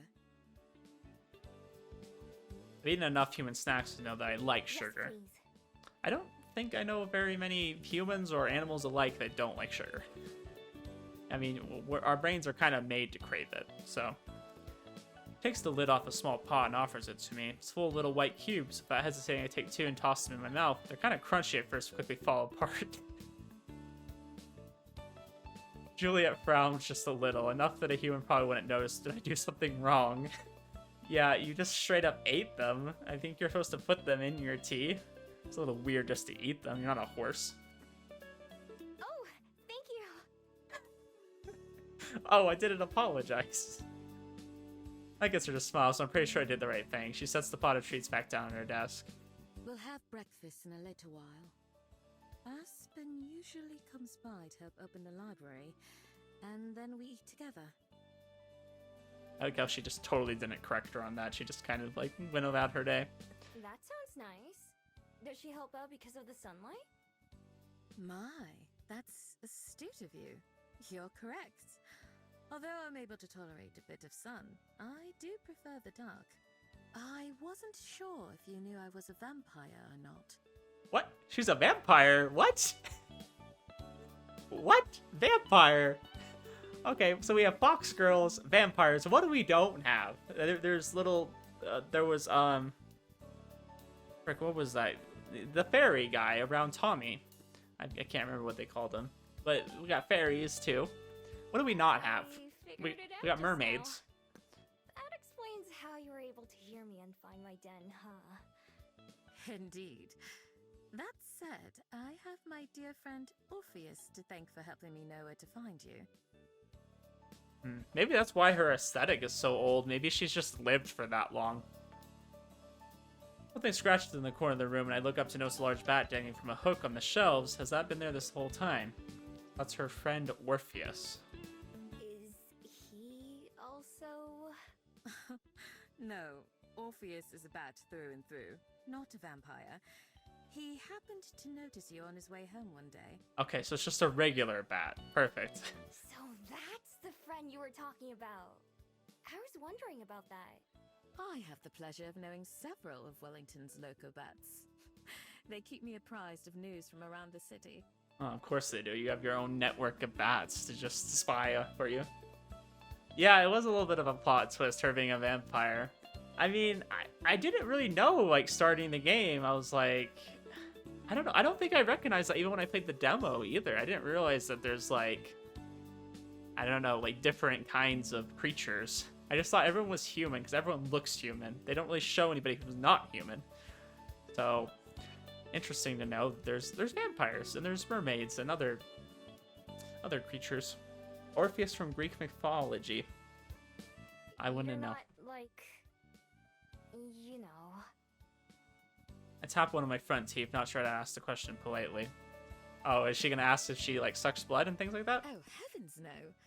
I consume as little blood as one of my kind can, and what I do partake of is freely donated.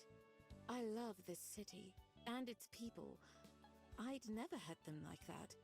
Besides, I had quite enough of that during my time in the underworld. Is that where you come from as well? Oh, so the underworld's a real place. I thought they were just... I didn't know. Oh, I'm not from the underworld. I'm from Korea. Oh, so she's Korean. Okay, I didn't know that. I wonder if the other guy was Korean, though, too. Interesting. I've heard lots about it, though. I'm one of the only fabled I know of who doesn't come from there. For a long time, I didn't even know that other fabled existed.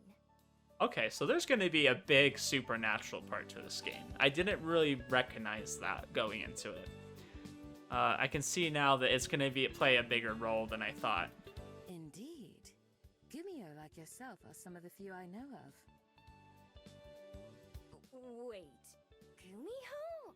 Is that what I'm called? That explains a lot. Miho? Miho? You didn't know, but you go by the name Miho.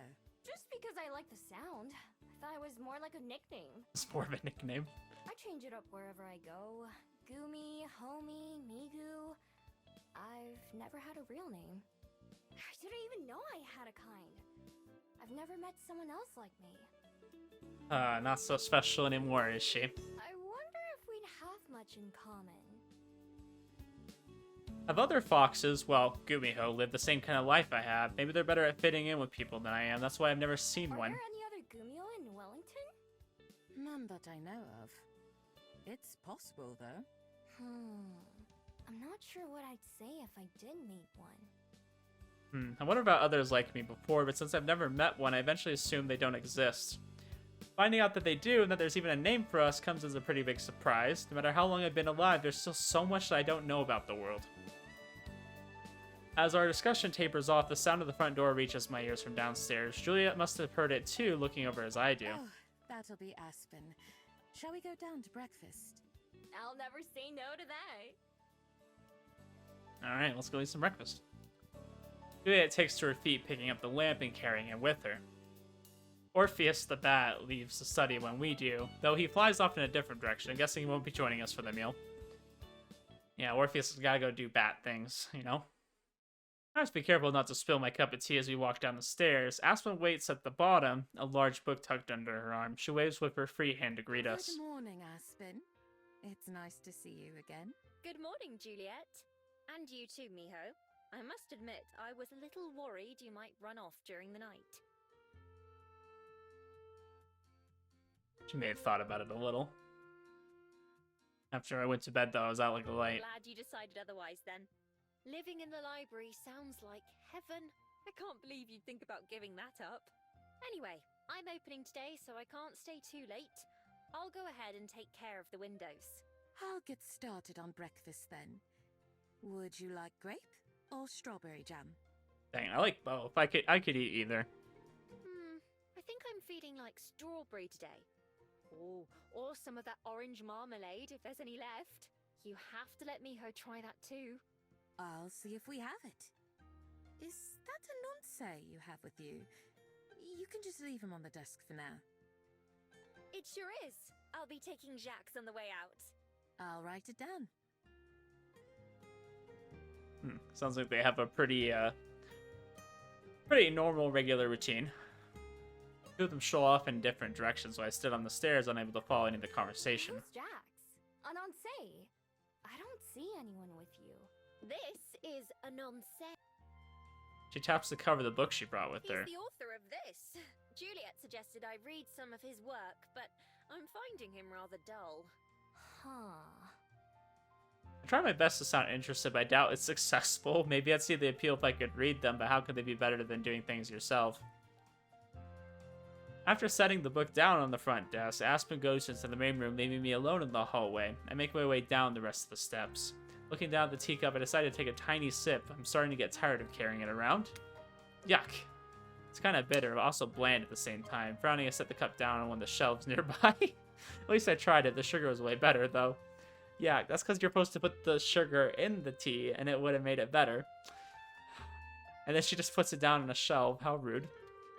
The door Aspen went through is still open, and I can hear her bustling around. The room where Juliet went isn't far away either, and I can already smell food. I guess I'll go watch. Aspen, Juliet. Oh, that's, I get to choose. I get to choose who I want to go with. So this is probably going to decide whose route I go on. I actually want to go to Aspen's first. Is that bad? I kind of want to do Aspen's. Aspen is the book room by now, and I wonder for the door she left open. She steps from window to window, pushing them open and pulling the curtains back. With each one, another sunbeam pours in, and the room gets a little bit brighter. Oh, hey Miho. How was your first night here? Great! After you left, I went to bed early. And then I got to sleep in. Yeah, I'd be excited about that too. Love to sleep. Color me even more jealous. I'm working opening shifts most of this week, so I have to be up early every day. Or else, what? She stops and giving me a frustratingly familiar look, the look that means I've said something weird. Or else I get reprimanded for being late. Duh. Not to be rude, but, have you never had a job? Nope. I haven't done most human things, if you can't tell. Oh, I certainly can tell. Your life must be fascinating. Someday I'd like to hear about all you've seen and done. I'm really not that interesting. My life is just wandering around for the most part. I try to avoid doing stuff as much as I can. I know plenty of people who would kill for a lifestyle like that, you know. After pushing open the last window, Aspen starts to drift around the room, moving chairs and furniture into their spots. Anyway, I come here most mornings just to have breakfast and chat with Juliet, even if I'm not opening. Is there not any food where you live? Sounds like they have a pretty nice relationship. They're good friends. There usually is, but I enjoy the company as much as the food. Speaking of which, Juliet should be about done by now. Let's join her, shall we? Alright, let's. Followed behind Aspen as she walks on, adjusting and rotating a few more out-of-place items on the way. By the time we reach the kitchen, there's a big pile of buttered toast and different spreads waiting for us on the table. So we walk up to her, Juliet setting down a plate of sliced fruit and another of fried eggs beside it. You two are right on time. I was just about to call for you. I have a sixth sense for it, apparently. We all sit down and dig in. The food, of course, is delicious. So, Miho, how will you be spending your first day as an official Wellington resident? I don't know yet. Hadn't really thought about it. Now that you mention it, I'll have a lot more free time now, huh? Yeah, I guess we won't really have to, like, forage for food or find a place to stay, so that would make it easy. Usually I'd go hunting for food or looking for a better place to stay, or... Instinctively, I go silent as I reach for my pocket in the familiar crumpling paper. Or... If it's something you don't want to share, don't feel that you must. Right, that too. I hesitate. I'm not sure if I've told anyone about my goal, or at least not the specifics. I've had a lot of first times lately, though. What's one more? Besides, maybe the two of them can help. No, it's okay. Well, considering they can read, that would probably help. I've been looking for someone.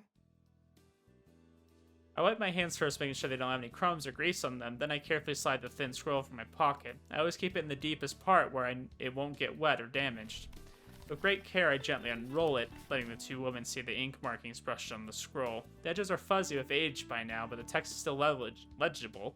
I think, anyways. They gave me this a long time ago.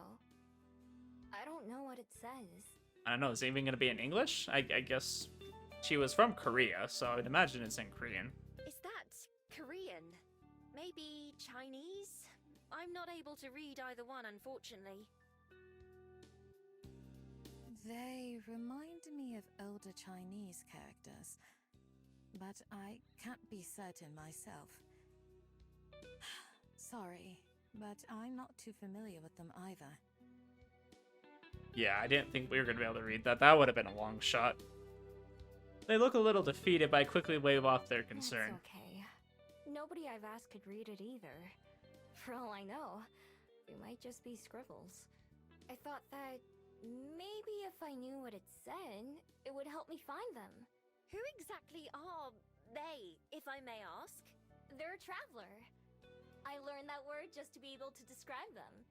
Good for you. They were the first human I ever met, and they told me stories about the rest of the world. And you've been searching for them ever since then? Yup. For as long as I can remember. I met them back in Korea, when I was a fox. I couldn't understand what they were saying. Not until much later. Reminiscing about them gives me a very particular feeling. It's warm and fuzzy, but also a little sad. I think people call it nostalgia. My voice is a little quieter as I finish what I mean to say. But that never stopped them from coming to see me.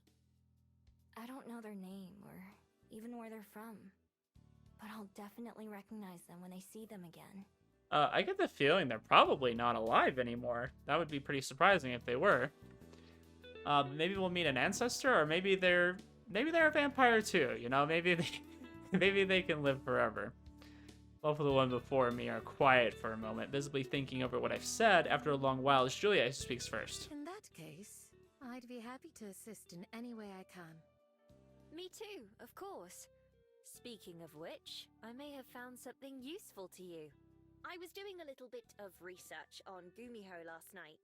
There was surprisingly little to be found compared to some of the other fabled. Wait a sec. You found out that I'm a Gumiho too? Well, yes. It wasn't too difficult to look up. Is that odd? She's just like, how does everyone know except me? Why is this new information to the person who actually is one? In less than a day, both Aspen and Juliet were able to find out something about myself that I couldn't in a lifetime. I guess not.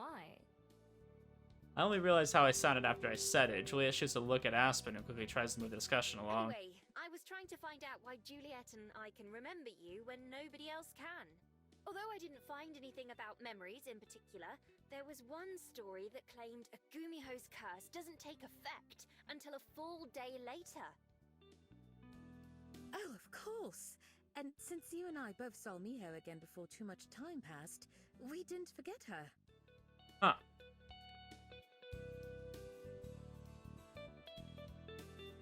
Right, that also makes sense from what you told us yesterday, Miho, doesn't it? You said you don't tend to talk to people a second time. Okay, so it sounds like if she sees them once, they'll forget her. If they see her twice, then they'll remember her, because it only works on the first time. Yeah, I usually try to avoid it, really. That makes sense, because she's always hiding from people, so it's not like most people would see her a second time. I never thought of my magic as a curse before, but I guess to the person it's affecting it is. So that means that all we have to do to avoid forgetting about Miho is... Impossible to miss the pause before Aspen's words, like she's even not confident in what she's about to say. see her every day. Forever.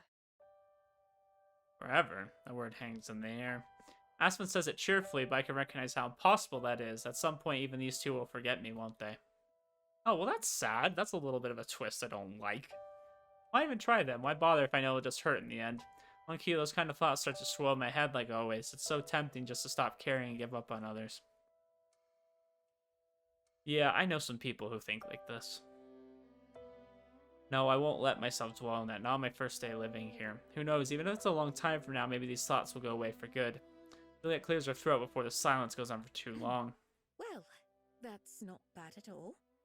Preserving the memory of those you hold dear is one of the most important parts of life. Aspen considers for a moment before nodding. It really is. Seems a little early for either of them to consider me dear to them, but I keep that to myself. So, anyway, about Jax. For relief, Aspen changes the subject away from me and my magic. As Juliet and Aspen chat between themselves, the conversation drifts onto things I don't know about and people and places I don't recognize. It's all probably related to books. I smile and laugh when they do, not really paying attention or talking. Listening to the two of them, they may as well be speaking a different language. The more I observe, the more it seems I'll have to learn. Not just about normal people in human life, but about myself as well, and even the world. So that's interesting. So, if she, just left and didn't see them, they would forget about her. I wonder if they, saw her again, would they remember? Or is it okay, it resets everything? Because then you really have to see them every day. And one day, both Aspen and Juliet of them were able to figure out what I am and how my beads work. I've had a long, long time to do that and still had no idea. It doesn't even seem like it was hard for them. I don't know, it seems like they probably put more effort into finding out. I think Miho just kind of avoided people, and it's like you kind of probably need some help to figure that out. There's something that I have to admit to myself. I haven't really tried before. Okay. Glad to know that's been confirmed. Just what have I been missing out on? I feel something bubbling up inside of me, the same feelings as yesterday when I decided to come back to the library instead of running away. Something that makes me clench my fist and take a deep breath as I make another decision. Something that I realize I can put my name to, even though it's a new one for me. That's what people call hope. Even if it's pointless in the end. I want to learn how to be a person. I want to learn how to be a person. Juliet cuts off whatever she is saying mid-sentence. Both she and Aspen turn to face me, eyes wide. Oops, I guess I should have started by waiting for them to stop talking. You want to... what? I'd already messed this up, but I keep Be a going. person. To know about the things you two are talking about. I like how she just openly admits, I have no idea what you guys are saying. All the stuff that you give me a weird look for when I don't know. I want to learn about it. I'd say that you're already well on your way. Yeah, I think having a desire is the right place to start. Her tone becomes quite serious as she continues. I'm a little glad she sees as much weight behind this as I feel about it. Miho, there are some things that you can't rush or change overnight. This is definitely one of them. That said, starting can be the hardest part. You've already taken the first steps. what Juliet said. I'm sorry, too. I didn't mean to keep you out of our conversation. No, it's okay. I was busy thinking anyway. I can't stop looking for my person, of course, but maybe I can do more than that, too. Good. We'll help you in any ways that we can. Aspen nods in agreement, but then checks the time and It'll have sighs. to wait until later, though, because I need to be leaving for work. I'm sure Juliet needs her rest, too. Thanks. I am rather tired. Will you be alright on your own for the day, Miho? Yeah, I should be. I'll figure out something to do. Wonderful. Here, let me take those. So it seems like the part where we're probably going to get to go around and explore more of Wellington. Kind of build up an interest in it. She gets up and collects the dirty plates and carries them to the sink. Tomorrow I have to go in earlier than usual to open. If you come by, I can make you that drink again, Miho. As long as you promise not to run away, that is. Sure. Don't worry. I'm not going anywhere this time. Although, will it still be at home? At home? Like, free. Oh, on the house. Oh, on the house. Yes, of course. This should probably be the last time, though, or my boss will start getting upset. Aw, okay. It was nice while it lasted. Aspen pauses. She rises from the table and starts to leave. Getting a job might be a good idea if you're serious about living a normal life. It's hardly the most fun, but then you could buy as many fairy kiss chillers as you want. A job? Sounds like a pain. Yeah, it is, but you know, it's necessary. Aspen just sighs as I sink into my seat. The way she talks about having a job makes it sound awful. Well, it's just a suggestion. See you later, Juliet. Miho. With that, she takes her leave as Juliet and I wave her off. After the distant sound of Juliet shutting her bedroom door and the whole library silently leaving me alone with my thoughts in the kitchen, the front doors are unlocked and open to everyone, so it's just a matter of time until the first guests arrive. Oh. What do I do now? The empty room doesn't have an answer. Right about now, I'd usually be scrounging for breakfast or scoping out a new place, and maybe even planning where I'll spend the night. With a full belly and a bed to come back to, I don't have to worry about any of that. Instead, I have a lot of free time on my hands. Guess I'll explore. It's how I've been spending a lot of my time recently anyways, and while Julia and Aspen seem fine so far, it's still a little tiring to be around other people so much. Having some alone time is important too. Absolutely.